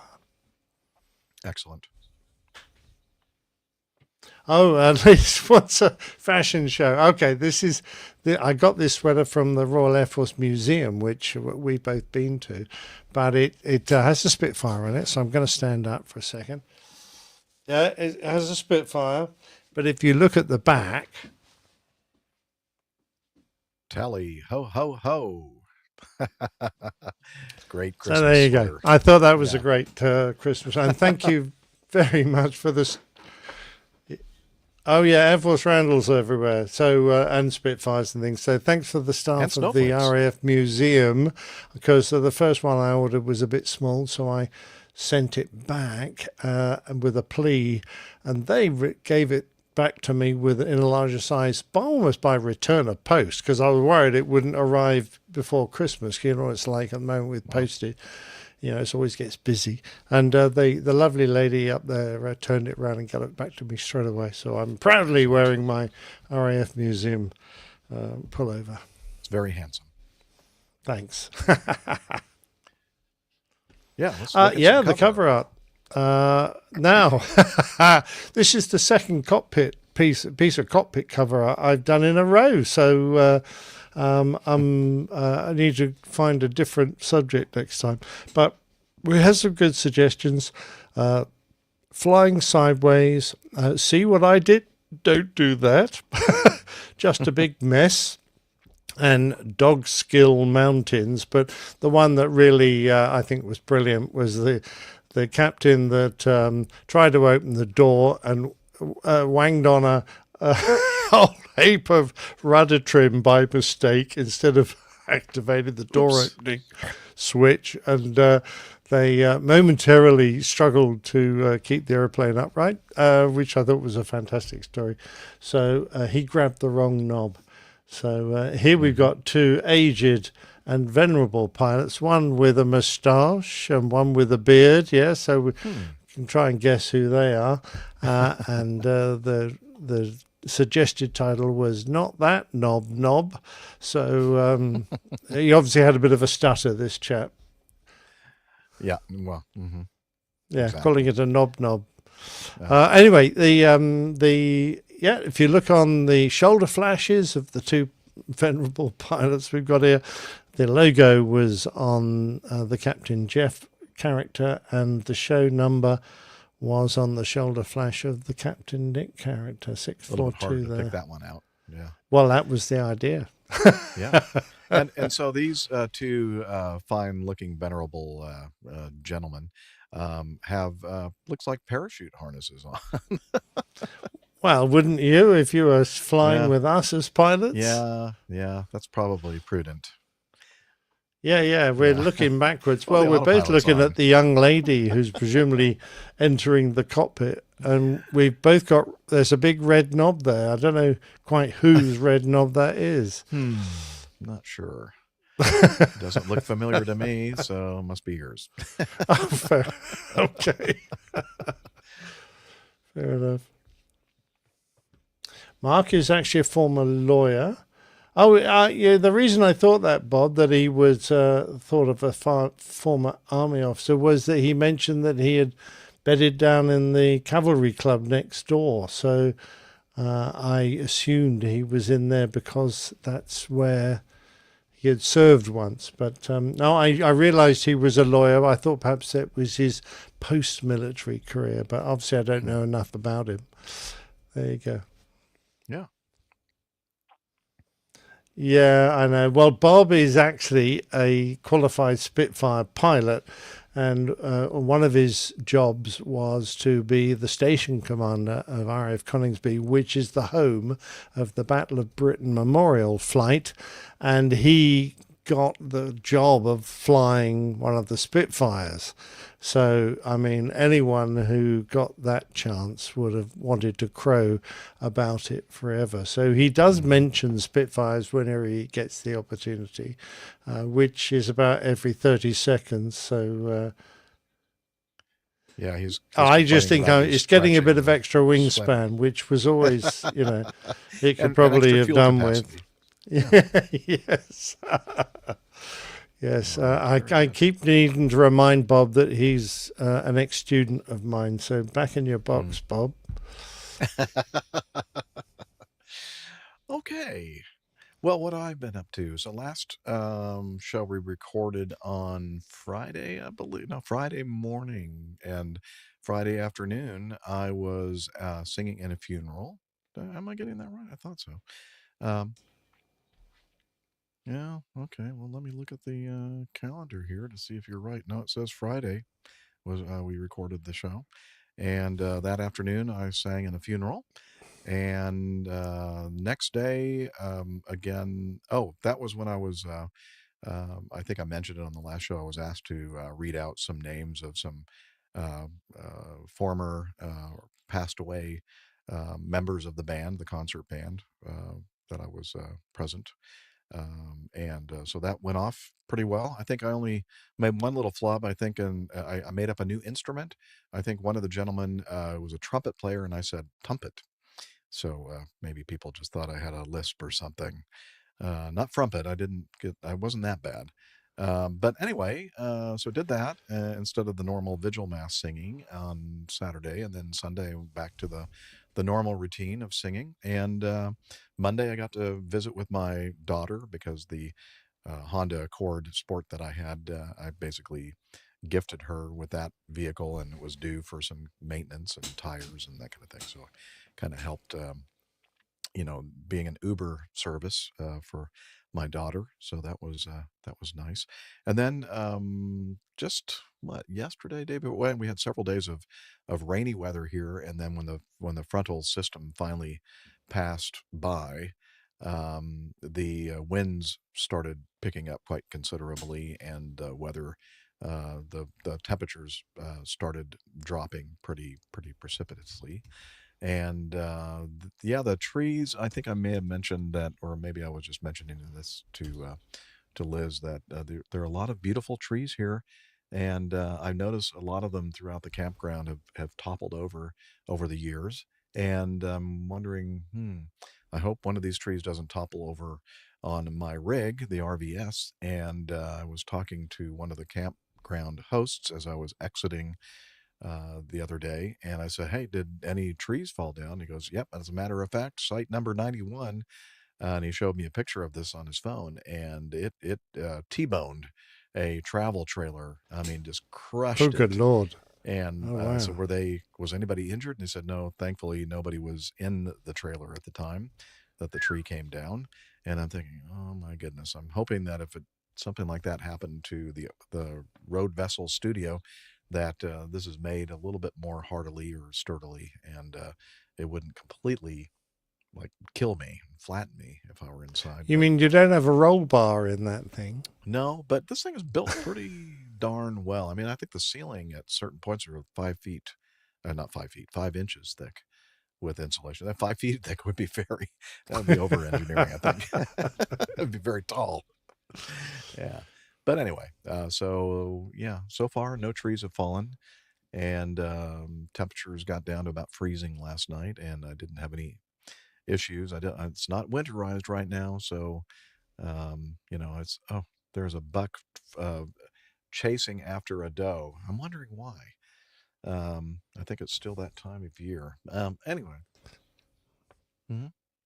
I do want to mention that, Liz. So Radio Roger, our official APG announcer, provides me with the voiceover or provides us with the voiceover for every show. And earlier today, he alerted me to the fact that was ready for me to download, and then he added at the end of it, by the way, I've come up with a stupid parlor trick for you, and I'm always looking for stupid parlor tricks. He said, I've tried it on a couple of people and it works. You tell folks you've memorized the direction of every runway in the world.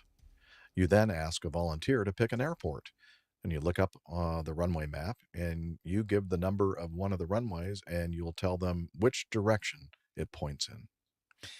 Warning, only try this with people who know nothing about flying. So, of course, Roger knows that, the direction that the runway's pointed is how they number the runway. So apparently there must be most people in the world that have no idea. And why would they? Why would they know that? Anyway, so that's pretty funny, Roger. Maybe people out there in APG land can give that a try and let us know how that went. Yeah, Christmas dinner with all the family would be a good time to try that. Yeah. Okay. Yeah, it is time for the coffee fund. Here we go.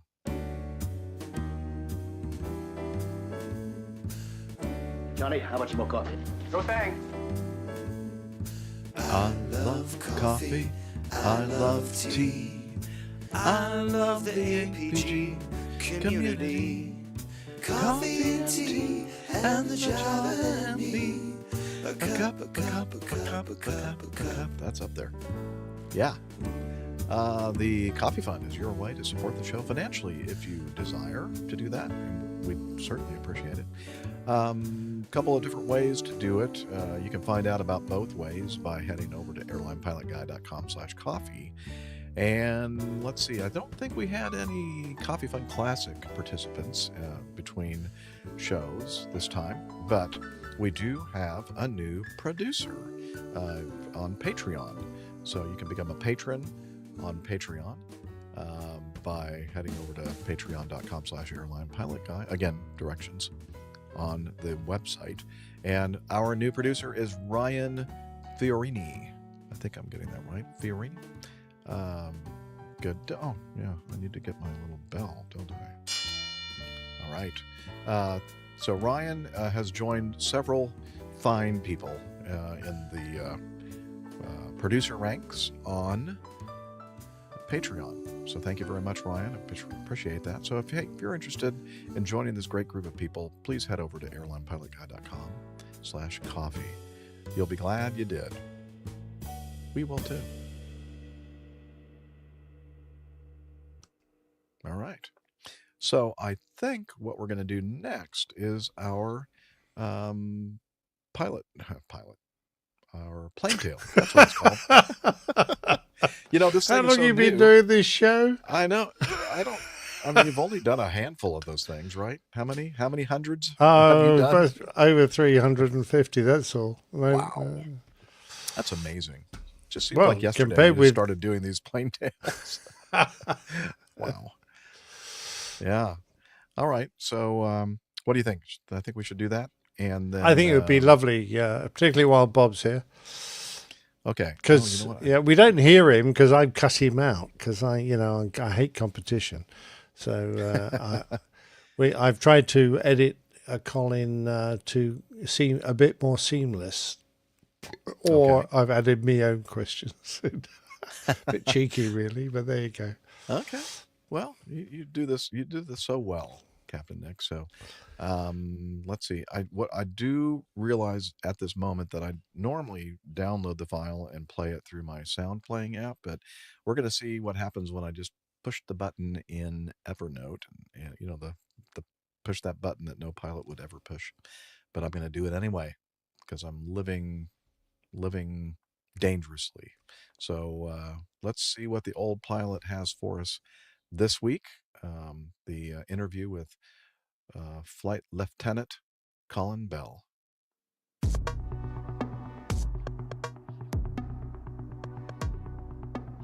The old pilot's plain tales.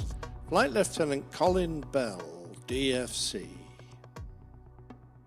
Thanks to my friend, fellow RAF pilot and podcaster Bob Judson, I recently had the opportunity to take part in an interview of one of the most remarkable pilots alive today. Colin Bell is one of the last surviving World War II combat pilots, and he agreed to chat to us about his life, particularly his time as a Mosquito light bomber pilot flying out of RAF Downham Market.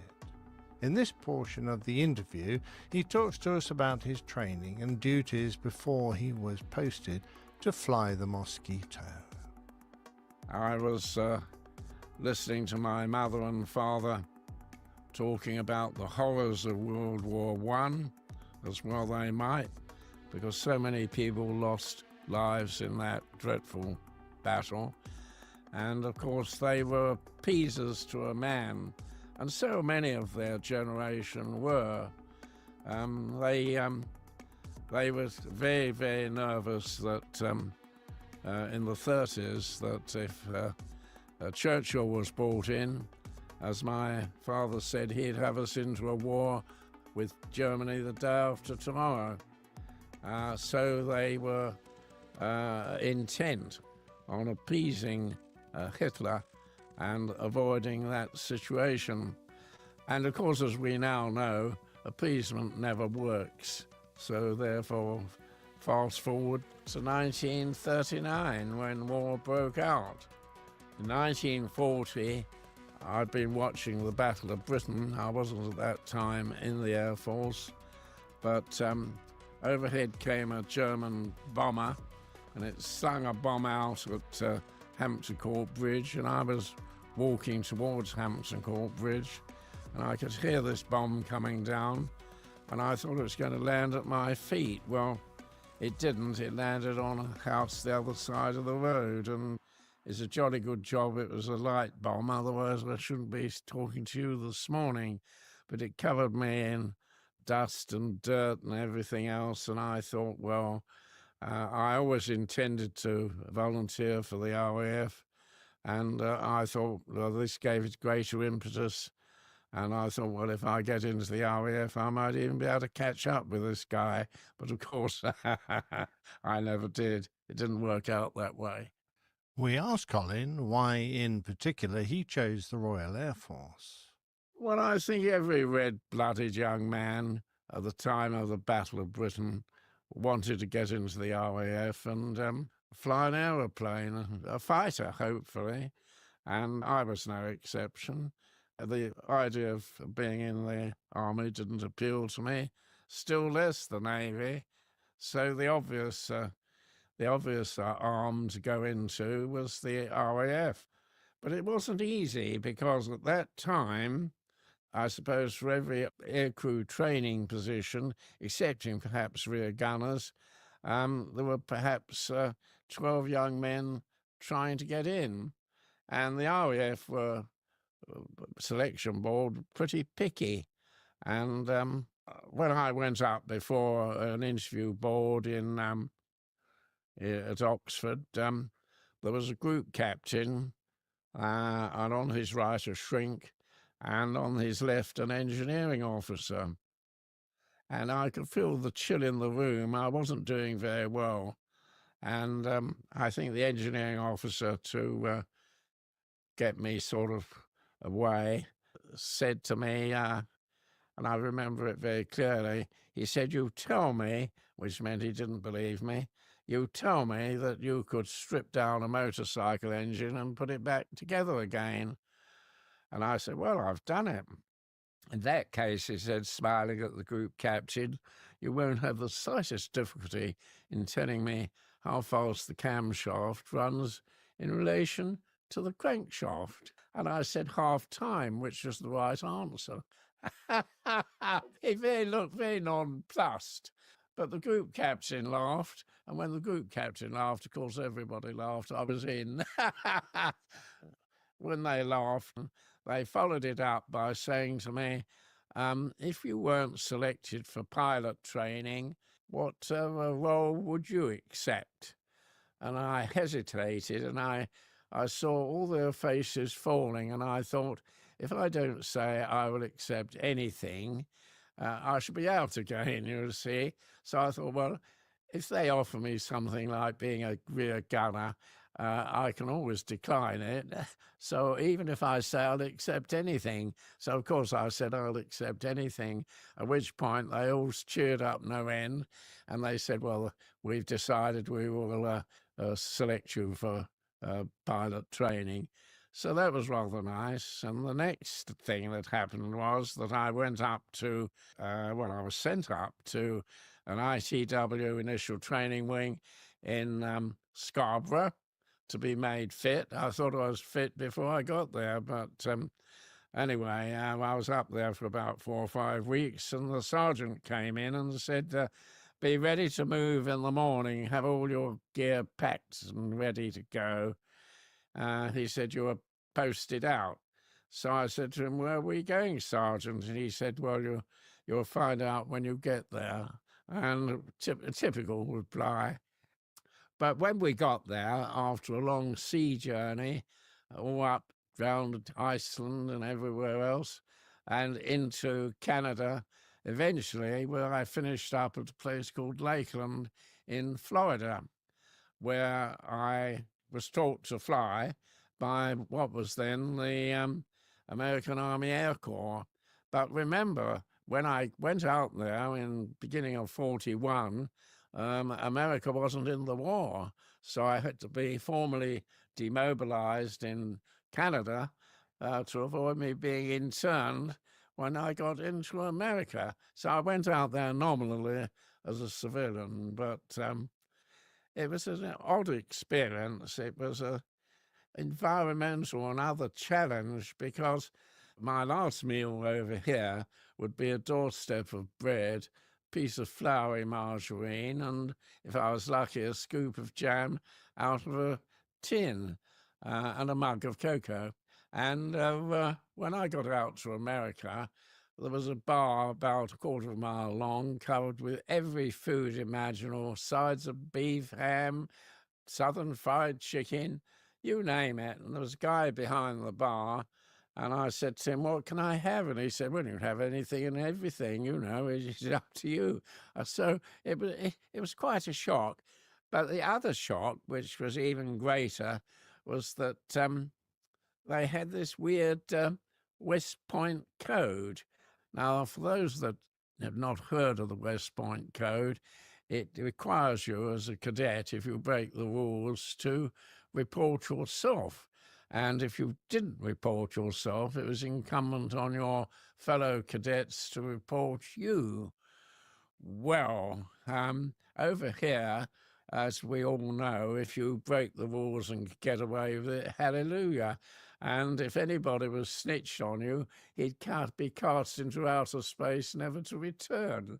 So, yeah, it was quite a challenge. I never reported myself, and I certainly never snitched on anybody. But I kept my head down because I wanted to be a qualified pilot. I wanted to get my wings. In this case, it was American wings, of course. And after a period of training and going through, flying the little Stearman and onto a Vultee and eventually onto what the Americans called the 86, which you would know as the Harvard, I qualified and got American wings. And of course, then came the next shock. After I went up to Canada to pick up my uniform, I was told to report back to my station in Dothan, Alabama. And there I was met by the station commander, and he said, I suppose you think you're going home? And I said, well, what else? And why am I here? And he said, well, we've had Pearl Harbor, and we've got this big expansion scheme on for training, and we're holding back half a dozen of you chaps to be instructors.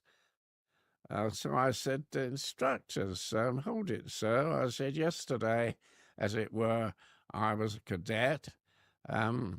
Today I've got American wings, and you tell me that tomorrow I'm going to be an instructor.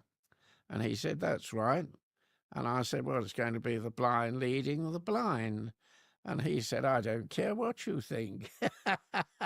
He said, in the morning, you'll go down on the flight line. There'll be 6 American cadets, and you'll be responsible for them. And he opened the door and kicked me out into the night. So that's how I became an instructor. 18 months later, when I left, the self-same station commander handed me a certificate that said that Pilot Officer Bell had completed a course of instruction to qualify as an instructor on 86 aircraft. Well, I never had a day's instruction on being an instructor in my life. So, I mean, it was all a con, wasn't it?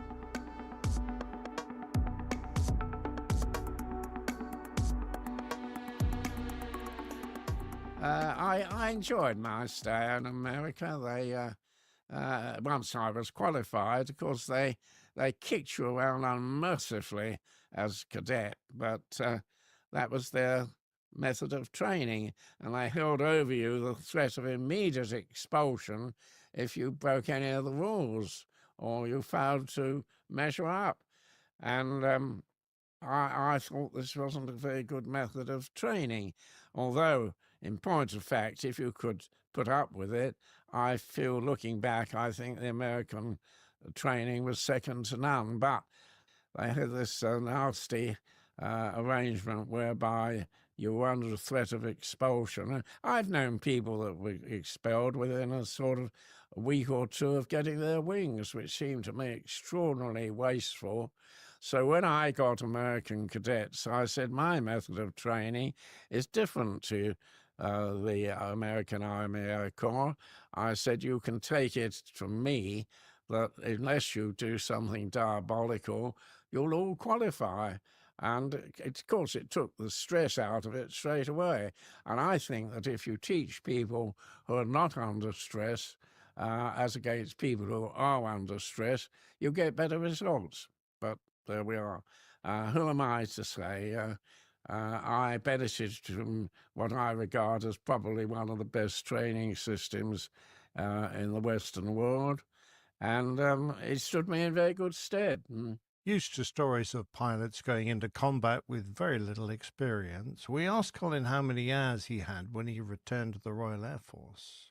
Oh, yes. By the time I got on to operations, I'd amassed over 1,000 hours, both training, being trained, training, and back in this country, conversion onto twin-engine Blenheims, and then training to be a night fighter, because that's what I wanted to be, but it never came about. I finished the course and could never get a posting.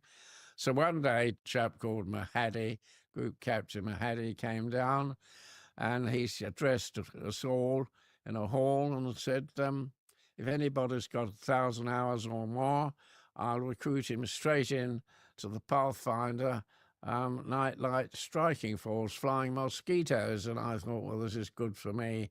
So I kissed goodbye to the idea of being a night fighter, and I became one of Bennett's Light Night Striking Force. As he moved on to the Mosquito, we asked Colin what it was like to fly. Well, the Mosquito was the very best aircraft in World War II. I once flew a Spitfire, and inevitably people asked me how the Spitfire compared to the Mosquito, and I said there is nothing that the Spitfire can do that the Mosquito can't do. They're both fully aerobatic, and I said the Mosquito has got 2 Spitfire engines, so as the Americans would say, no contest. I mean, it could do anything virtually. It could photographic reconnaissance, Pathfinder work, such as I was on, Light Night Striking Force, coastal attack. It could manage whatever activity it was called upon to do. It would do it, but you have to remember it couldn't, for example, carry Barnes-Wallis's bouncing bomb. You needed a Lancaster for that. It couldn't drop the earthquake bomb that tipped the Tirpitz over. You needed a Lancaster for that. So when it came to carrying very, very heavy munitions, it had to be the Lancaster. Not many people know that the sound like Michael Caine, do I? Not many people know that the Germans had got a V3 weapon that they were assembling on the north coast of France. And this device had got long-barreled guns, and it was going to fire rocket-assisted shells, and they were planning to plump these into the city of London at the rate of, I think, about 12 or 14 a minute, you know. It would have made the city of London quite uninhabitable, but they'd got 6 feet of concrete above these guns, and Hitler had been assured by his people that no bomb would penetrate this, and it was virtually unassailable. Well, you see, as often happens, the Germans got it wrong. That they didn't realise that Barnes-Wallis had got this earthquake bomb, and Barnes-Wallis said, we won't bother to drop it on the setup, we'll drop it alongside it, and they'd create such an earthquake that it'd tilt the whole thing over. And so it happened. I think it tilted it over by about 20 degrees, and after that, of course, it was unusable. So you needed a Lancaster for that. Again, the Mozzie, good as it was, couldn't have done that job. We asked Colin about the importance of reminding people today of the vital job he did during the war. Very important, and that's why I'm very glad to take part in these podcasts or talks or lectures, call it what you will, because I think it's most important the younger generation should understand that the objective of Bomber Command was to destroy the German manufacturing capacity to attack us. And by us, I mean our men, our women, and our children. And I think, by and large, we did a pretty good job. I have particularly in mind the Peenemünde base, where the Germans were developing V1, V2, and V3 weapons, and how Lancasters went out there once it was realised what was happening, and they bombed it so thoroughly and caused so much devastation that when the commandant, who was lunching with Hitler, heard of it, he came down and surveyed the mess that Peenemünde was in, and it caused him so much grief that he had a heart attack, and he died, which I thought was very satisfying. We'll leave it there for this week and continue this fascinating interview on the next Plain Tale. But before I go, I think it worth mentioning that in only a few months, Colin will turn 104 years of age.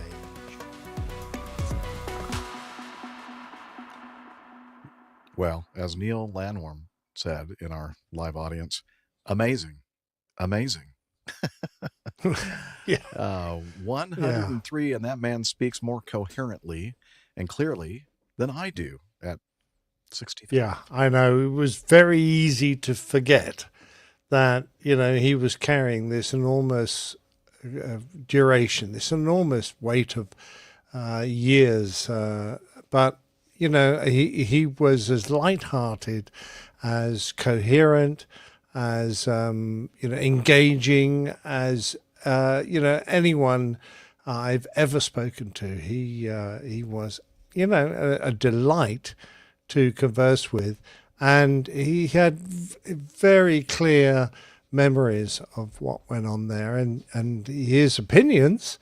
You just have to remember what that man had been through in his life's experience, and remember that he was very much of that wartime generation. So when he makes that apparently callous remark about the commanding officer of the Peenemünde experimental base, where a lot of those dreadful weapons that we used to attack the UK were designed and built, he truly, his job was to go out and try and destroy people like that.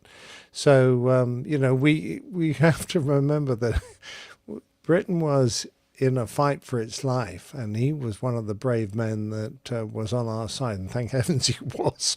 Yeah. Because what a treasure, really. Absolutely. Yeah, and he's not going to be with us forever, but while he is, I just recommend anyone who gets the opportunity to listen to him talk, please grab that opportunity. He is going over to America in the beginning of February, and he's going to be in California, And I will have all the details on the next show, because there's going to be another plain tale in a couple of shows' time probably. And I will be able to let you all know where he'll be speaking. If you can't get there, then, try and possibly, I know he'll be over there for a few days. To get across and see if you can meet up with him, but he's very hard to put in words what it is to meet a man like that. It's very touching, very I was quite taken aback. I was very honoured to have that chance, and thank you, Bob, for inviting me along. It was super. Yeah, Bob, thought you did an amazing job. Very awesome kind. job. I would like to say I really like this guy, Colin, because he was trained in the U.S. military, as I was. Yeah, absolutely. He was first in Lakeland, Florida. That's where this vehicle that I'm doing the show from right now, the Road Vessel Studio, that's the dealership in Lakeland, is where I took delivery of this thing back in May. And then when he went to Dothan, Alabama. I don't know if you remember, but several shows ago, when I was avoiding the hurricane, I was in Alabama, and I met up with Armando in Dothan, Alabama. Oh, And I'm that thinking, was "Wait where a you minute, met up. Napier Oh, Field, that is exactly the, I can't see it because I'm doing the virtual background here, so you can't see it, but Napier Field was exactly the field that Armando operates from in Dothan, Alabama. And there were several amazing, prints up in the FBO of AT6s and stuff. Probably one of which Colin flew in and instructed in. And, almost certainly, I would say, yeah. If they're wartime generation aircraft, it definitely, yeah. And his.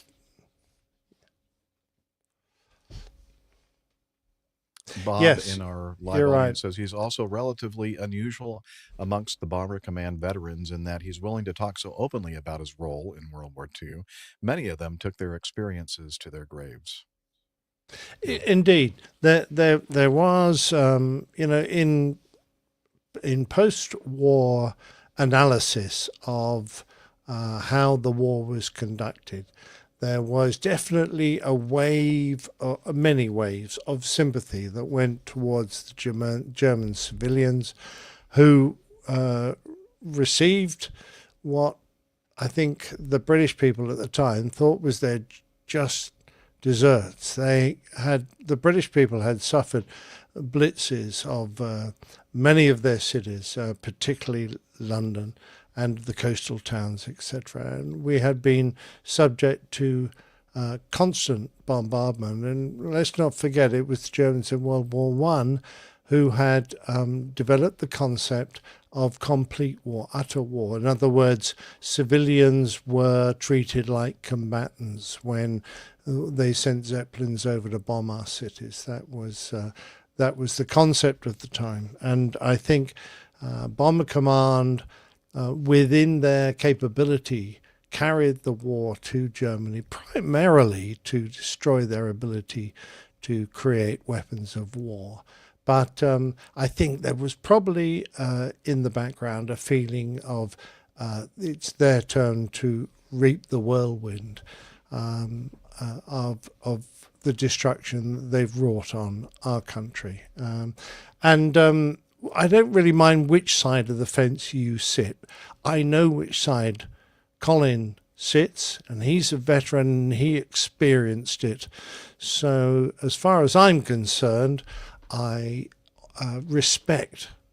utterly respect his attitude to that. And if you have a different attitude, that's also fine. I don't mind that at all. But you have to put it in the context of what he and the British people suffered at the time.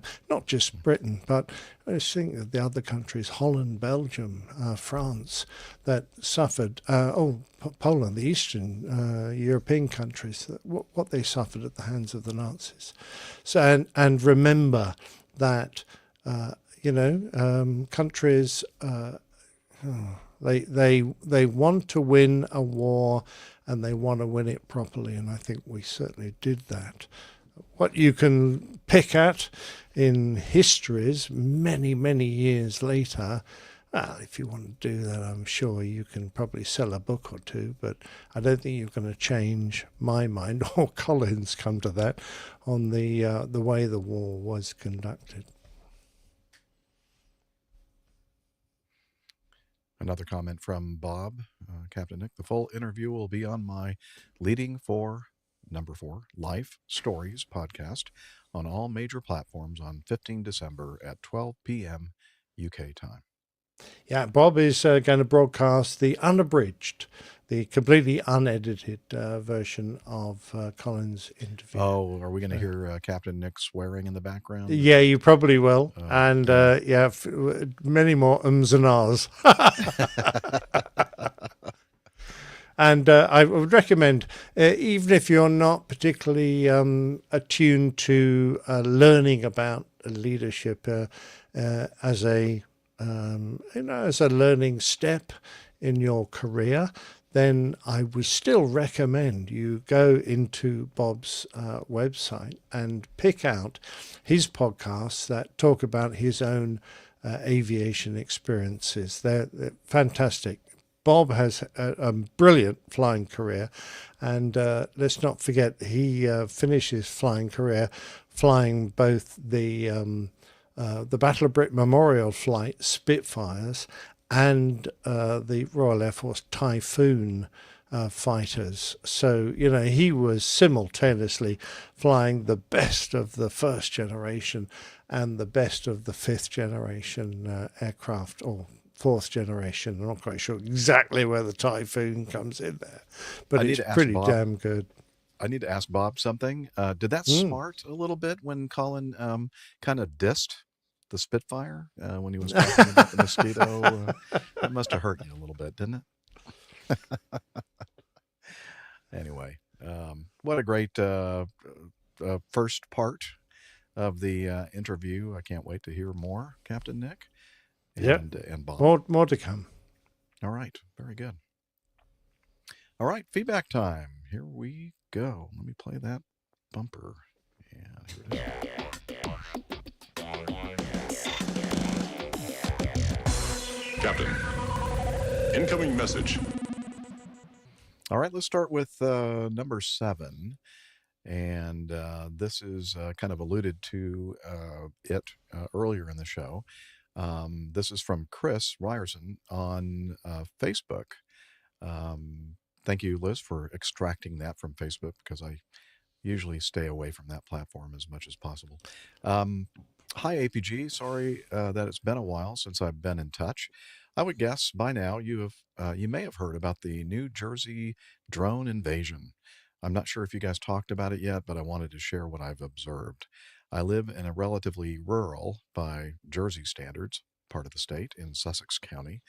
Over the past few weeks, I have witnessed several aircraft that were clearly drones, often hovering stationary over the mountains or slowly patrolling. This evening, around 7:30, I was parked at a shopping center in town and witnessed one fly over Hamburg Mountain heading due west. As it approached the well-lit area, it suddenly shut off all its lights. I could still see it for a moment, but then lost track of it in the dark sky.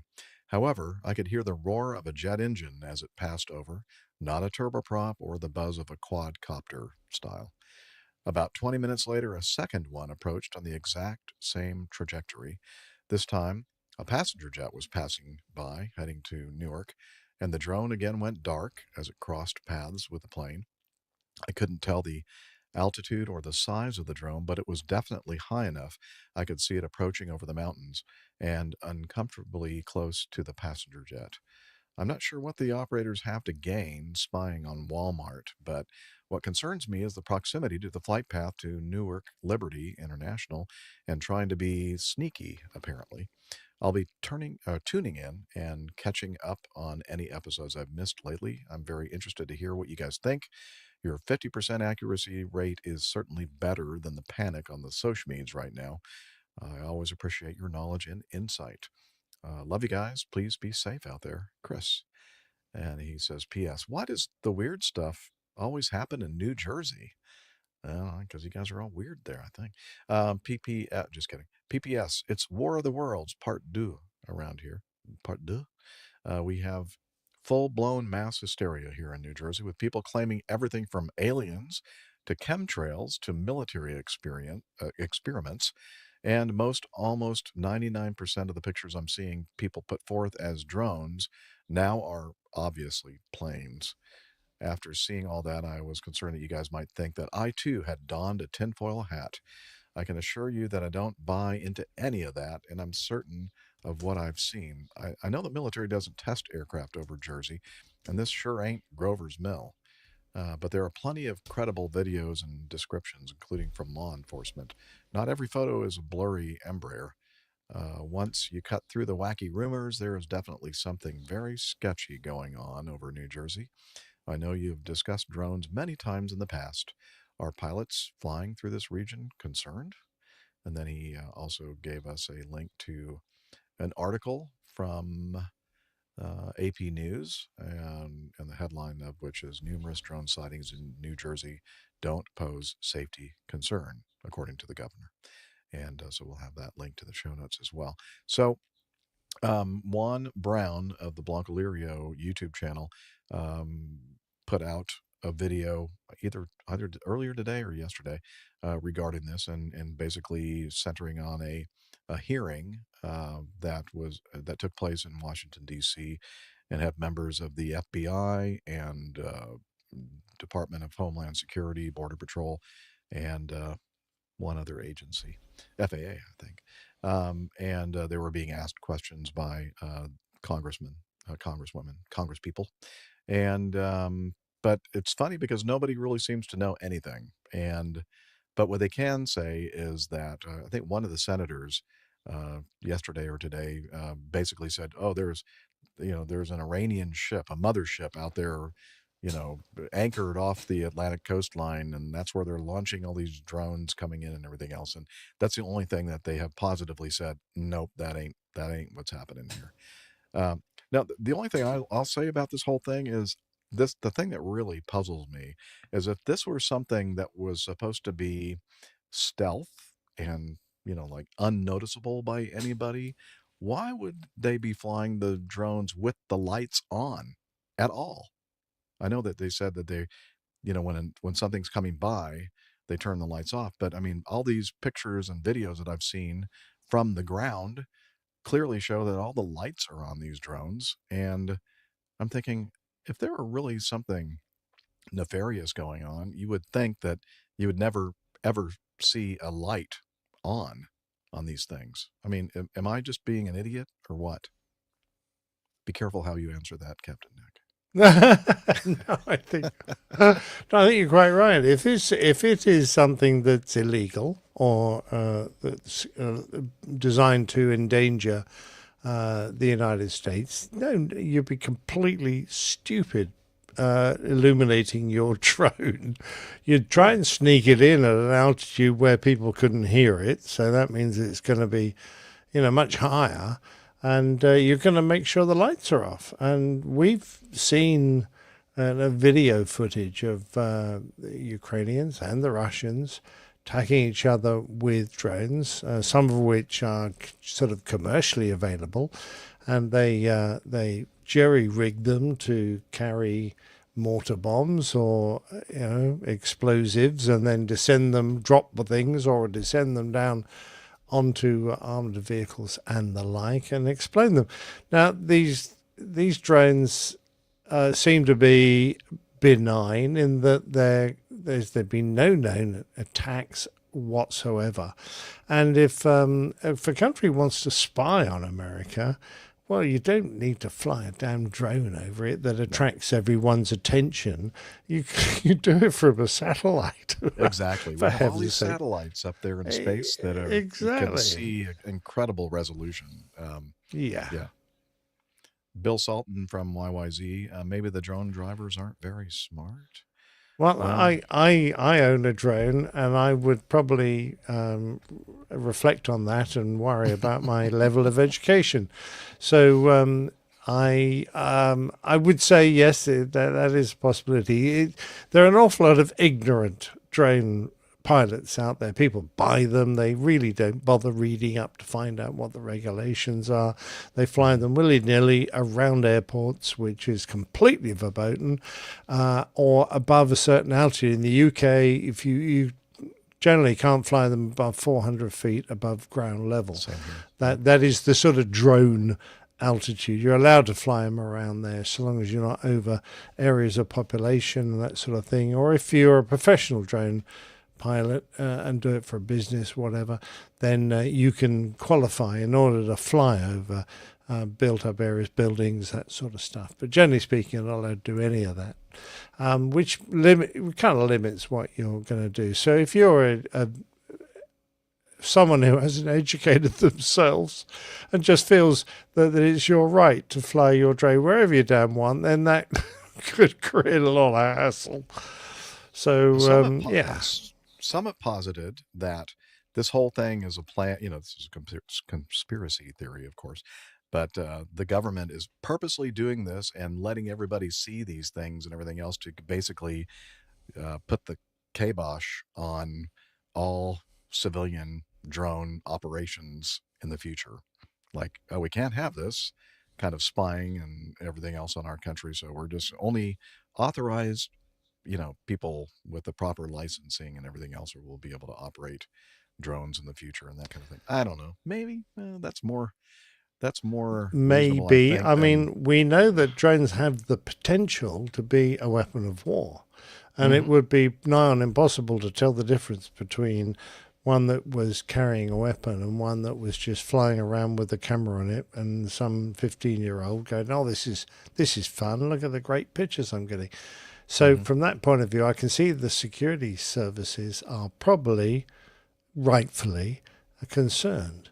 But, you've got to just define the places where it's safe to fly them and where you don't want them flown, and enforce that. So, Ed Kofod, our live audience, first a balloon from China and now drones over New Jersey. I can't wait for the movie. Yeah, it's got to be a bit slow going if it's balloons and drones in it, isn't it? Very slow moving. Don't think I'm going to sit through 2 hours of that. Sorry. Well, there's worse things out there to watch for 2 hours, I would imagine. I have a question, and this is one of my things. Chris, people always say tinfoil hat. I went to the grocery store the other day looking for tinfoil. I could not find it. Oh, well, that's because all the hat wearers have grabbed it already. That's why. I don't think they make foil out of tin anymore. I just think it's kind of funny when we always talk about the tinfoil hat. I'm thinking, well, I guess, maybe years and years and years ago, they actually used tin. I don't know. Maybe I'm completely... Did you just say aluminium as opposed to aluminum? I did. Oh, well, that's marvelous. Thank you. I appreciate that. I know. I've been brainwashed. Inculcated. Indoctrinated by you folks. Yes. Yeah. That's just my way of showing love to you guys. We appreciate that. Thank you. Yeah. Okay, a couple more, and then we'll shut this baby down. Okay, let's see. Brent Loper sent this one in, and it's a graphic, and it depicts runway lengths needed for short and long haul aircrafts.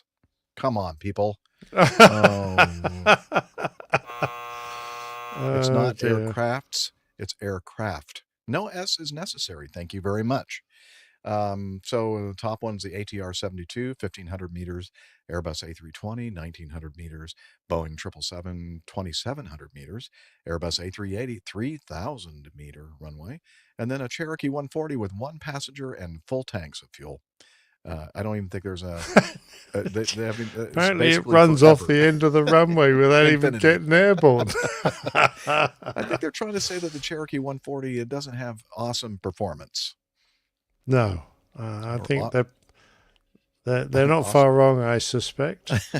But I noticed this particular Cherokee is about the same size as an ATR 72. But well, it's a special model. It must be. Very good. All right, let's continue on quickly with Ant. Ant Pruitt. Hi, Ant. Yeah, good to see you, man. Hope you're doing well. Hello, beloved APG team. I hope you're doing well. I wanted to ask if there's a reason for all of these reports of out of fuel for these non-commercial flights. Do these pilots not check their fuel before taking off for their joy rides? Isn't there a pre-flight checklist for GA pilots too? Yes. Love the show. Love y'all. And P.S. The story about the basketball team fighting was hilarious. That Auburn University story. You know, the story about the Clemson University of Alabama basketball team. Yeah, Auburn and Clemson are kind of the same kind of agricultural land grant university kind of setups for universities. Different states. Is that but why very they similar. were swinging haymakers? Could be. Yeah. Oh, Mhm. wow. Yeah. Let me see. Nope, that wasn't it. No, that's probably very apt. All right, just so a never little thought I'd get a tickle. sports story on the show. I'm down for it. Ha ha ha ha. Yeah. He says, cheers, team. And again, this is from Ann. And he is a huge Clemson University fan, for sure. Sorry they didn't do so well this year, sir, but there's always next year. Yeah, and I feel your pain being an Auburn grad. But as far as what he's asking about here, why all these out of fuel thing, well, that's just we all kind of shake our heads as well. Yes, there are checklists to make, and I can't tell. When I was a long, long time ago, when I was still in high school, college, I worked at fixed base operations, where one of my jobs was to refuel airplanes. And at John Wayne, Orange County, Santa Ana in California, we had the North 40 or whatever they called it at the time. It's like a huge area. I think that's where the terminals are now, or the terminal. But it used to be just row after row after row of GA airplanes parked out there, and my job would be to drive the fuel truck out there. And when certain ones were contracted for fuel services with our FBO, and there was like a code, the propellers being in a certain position where we'd fill them up. And I would watch people as I'm fueling airplanes come out, park next to their airplane, get out, untie the tie downs, and didn't even walk around the airplane. And they never even opened up the fuel caps to even take a quick, and this is low wing aircraft too. Now you can almost see where, okay, if you're really lazy and it's a high wing, you have to kind of get up, and it's a little precarious sometimes to get up on the little steps that they provide to get up on top of that wing or access the fuel cap to take a peek at the fuel level. But I was just like, what, are these people idiots? I mean, they're just trusting the fuel gauge in their airplane to know whether or not they have any fuel in it. I'm perplexed by the whole thing. And apparently there are a lot of GA pilots that continue to kind of operate like this, just assuming there's going to be enough fuel for the flight. And as we know, not always. Well, I remember when I started driving motor cars, I used to pay particular attention to levels of oil and petrol and air in the tires and things. And I have to say, as I've got older and older, I do that less That's and less. Yeah. And I look But down what's at the the fuel consequence? gauge. Yeah, well, it's true. It's a lot safer in the car if you run out of fuel. But yeah, you're right. It does worry me that these folk are they're treating flying an airplane like driving a car. They are they are not the same. Once you're driving a car, you haven't left the ground. You're not motoring around at 150 miles an hour. An airplane is infinitely more dangerous. So take care out there, folks, and do your job properly. Please.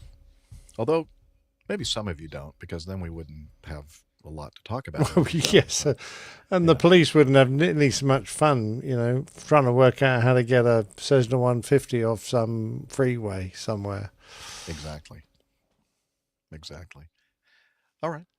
Okay, I'm gonna go with this one. I believe Liz, from Kevin Dryden in Canada.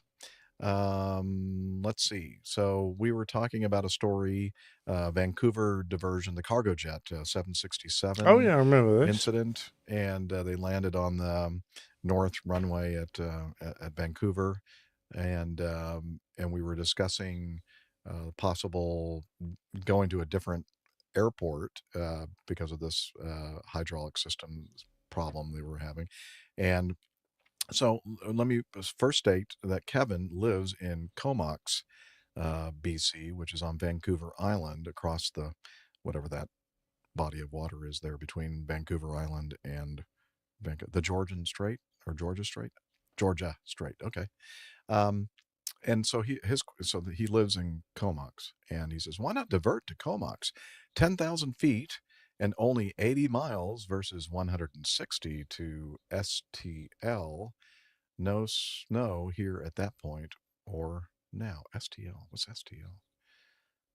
I don't know. Anyway, he said I could hit the runway with a rock if I wanted. Canadian military does almost nothing here.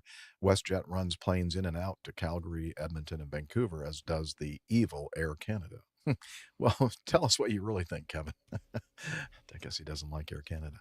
I think we had mentioned, or I'd mentioned that, or maybe Liz did, because she's more familiar with the Canadian geography, but she said something about Abbotsford International, which is basically not necessarily a suburban area of Vancouver, but not very far from Vancouver. And I think I did a little Google Map searching and directions and that kind of thing. And it's about a 1 hour, ish, a little over, anywhere from an hour to an hour and a half, depending on the traffic, from Abbotsford International Airport to Richmond, which is where the Vancouver International Airport is. And you don't have to take any ferries or cross the Georgia Strait as you would with Comox. And the image that we're seeing here shows the beautiful, it's beautiful, that Vancouver Island. That whole area is just absolutely gorgeous. But you see the estimated time en route if you had to. Now, this is not flying time. This is actual surface transportation time. And the reason why I kind of put this in this way is that I'm thinking if they had some kind of an issue and they did divert to either Abbotsford or Comox, there's probably a likely chance that they would need to, use surface transportation to get back to Vancouver or whatever, possibly, or maybe mechanics and parts coming from Vancouver and then going out to either Comox or Abbotsford.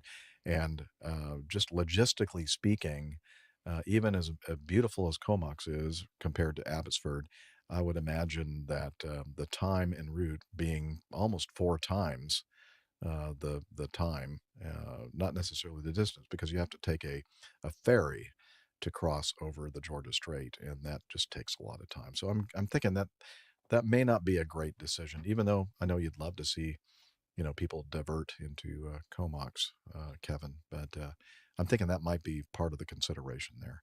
Now, in this case, it was a freighter, so passenger handling is not a factor at all in this particular situation. But that would definitely be a big consideration if you had passengers on board. So, you still have to get the cargo somewhere, so you need to get the thing fixed. But it turns out that actually the runway lengths at Abbotsford and Comox and that north runway at Vancouver International aren't that much different, really. A couple hundred feet, maybe, is the biggest difference between them all. So, 6 one, half a dozen the other, I would say. So, there we go. Yeah, I agree. By the way, STL, is it St. Louis? Well, also that's what it is in called the U.S. But Aerodrome de Bois Gomin, or Canadian Transcontinental Airways Airport. First airfield of the Quebec City. Quebec City. That's way Well, I over don't there in a know. completely different province on the other side of the country. I don't know. I'm not. It only looks inch and a half on the map. Oh, yeah, it's not that far. And you zoom out really far, and it's like nothing. Yeah, okay. I don't know. Does that make sense, Kevin? I mean, that's what I'm thinking anyway. But turns out they didn't divert anyway. So, well, yeah. Oh, okay. Oh, okay, this is another one that came in on Facebook, and this is going to do it for us. We'll wrap up after this. And this is an image sent in from Dale Eastham. He's spotted in the wild at Dunedin Airport. Is that the way you pronounce that? Dunedin Airport in New Zealand. Are you hungry? No, Dunedin already. Ah, Wait a minute, that deserves us. Thank you. So the sign says, pardon? Okay. The sign says, max hug time, 3 minutes. And it shows a couple of figures hugging each other. For fonder farewells, please use the car park or hotel. No, it didn't say that. Yes, get a room. Get a room. Exactly. Yeah, so I guess they're trying to reduce the amount of traffic and idling. Public and displays loitering. of affection. Displays of affection. Verboten, yes. Although, I mean, I remember trying to get out of the airport. You know, you're in some big international airport and you're all being herded out into the departure area. And it only takes 2 or 3 families to meet at the same time, and they can completely block all the exits because you've got like 10 people all trying to hug each other, and you're trying to get through with your cat. You must have noticed that hundreds of times. I wouldn't have thought this particular airport was going to be over. They're not particularly affectionate. Well, no, it's not like they have huge numbers of amorous passengers disembarking at the same time. So I'm just wondering how genuine this is. Tim Van Ram says, any hugs longer than 4 hours, please see your doctor. Oh, I hope you're making a note of these for the show title, Liz. Yeah. Oh, that's very All right. funny. Well, you know, we still have some great feedback that we're going to push to the next show coming in from Trent and Texas Anlashock and Luis Casares. I think I got that right. We'll find out next show. Oh, and Nia Bendov. Luis is feedback and more. Hopefully, maybe some feedback from you, listener. So thank you for watching the show. Please head over to our website, our website, airlinepilotguy.com, where you'll find information about our crew and our wonderful, wonderful community. We have a library, believe it or not. Suggestions for great books to read, mostly having something to do with aviation, and that's all managed by a real librarian, a legal librarian, actually. Anyway, what else is over there? We have Plane Tales, more information about our old pilots' plane tales, and merchandise, and a calendar. Oh, just so much there. Just check it out. And some very out-of-date information about the crew. Yes, very out of date. Yeah. And one of these days, we're going to get around to fixing it. But don't hold your breath. I've got one of those round turrets.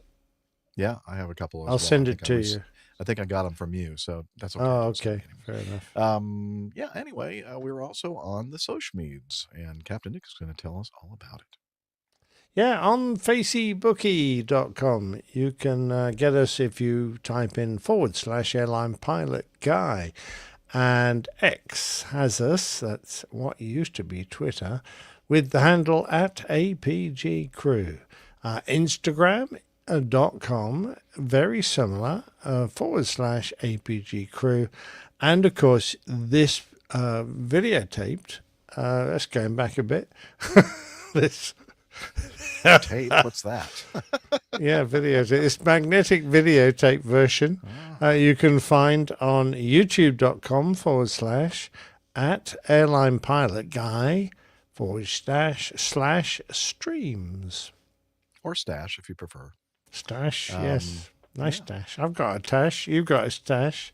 Check it out. And let me see. I'm in my road vessel studio, and the bathroom is just. Well, it should be fairly noisy with airplanes flying over you. Yeah. Hello? Can you tell us about Slack? Okay, but I'm dripping wet. He's always so compliant.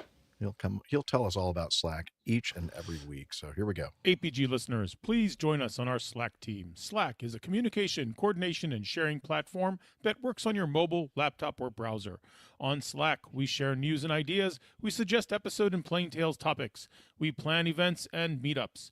To get into the Slack team, please email me at slack@airlinepilotguy.com. That's SLACK, Sierra Lima Alpha Charlie Kilo @airlinepilotguy.com. Or send me a tweet with your preferred email address to @Hillel, and I'll send you an invitation. That's Hillel, spelled Hotel India 11 Echo 1, and see you in Slack. Thanks a lot, Hillel. Jeff? Yeah? If I could walk over there, I wouldn't need the talcum powder. What? I'm not sure exactly what he's talking about, but okay. Anyway, so thank you very much, seriously, to Hillel for starting up and managing the Slack group. And if you're interested in it, yeah, well, you've heard him do a spiel there about how you can join up with the Slackers on Slack.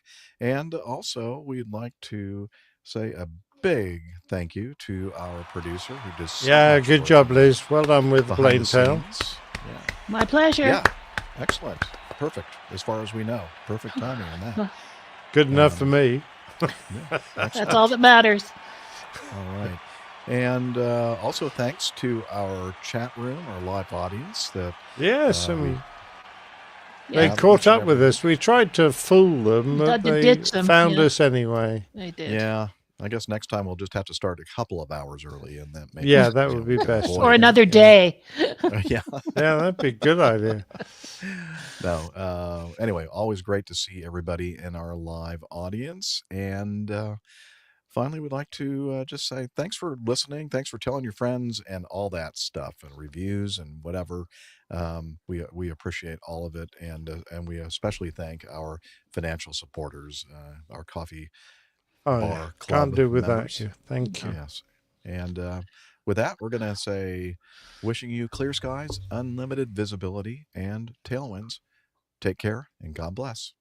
Yeah. Bye-bye, everybody. See you next time. Okay. All right, so first thing I have to do is off. stop my recorder. And yeah, Blue Sky, we're not doing any more social media. No. No. Okay, so Nick, these are the ones I have. If the chat room has any, a low thrust situation, situation. I appreciate a low thrust. Know your hand signals. Hang on a minute. I'm having a problem controlling my mouse. I've got a sticking plaster over my finger. You're wounded. My mouse won't bloody work. Come on, you stupid thing. Oh, it's a bloody mouse for sure with your finger. Blood all damn it. Come on. Don't do the side swipe.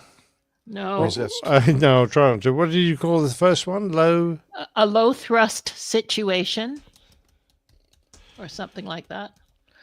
I don't know if I can keep that other than triple X PG? Yeah, I don't know. Yeah. Might be a challenge. Know your hand signals.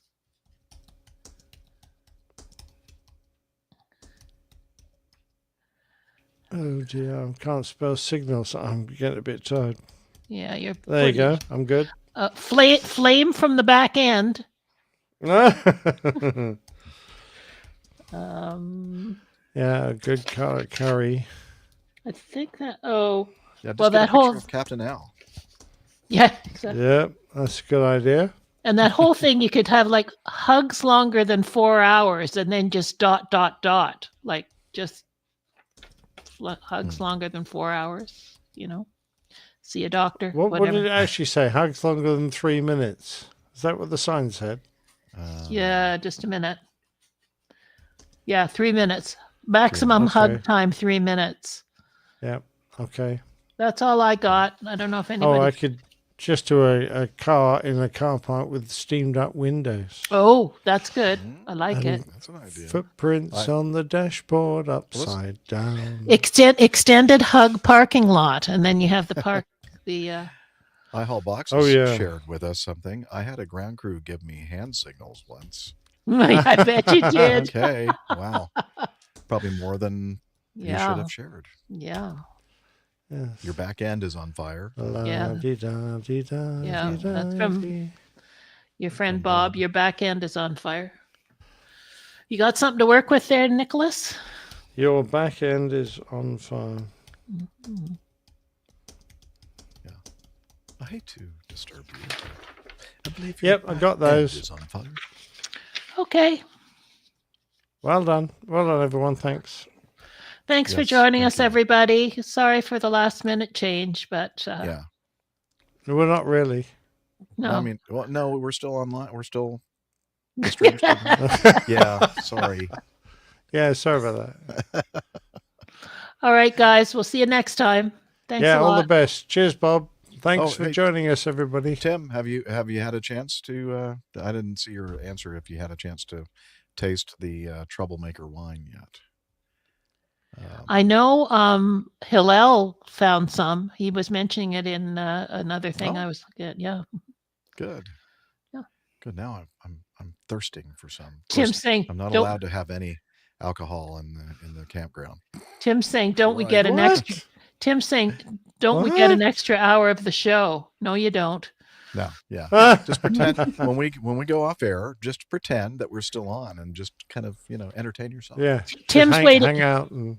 Tim's waiting for dinner time to have the wine. Oh, why? I never wait for dinner. Yeah. No, dinner, food with your wine. Whew. All right, everybody. We'll see you next time. Yes. Thank you. All the best. Bye. Adios.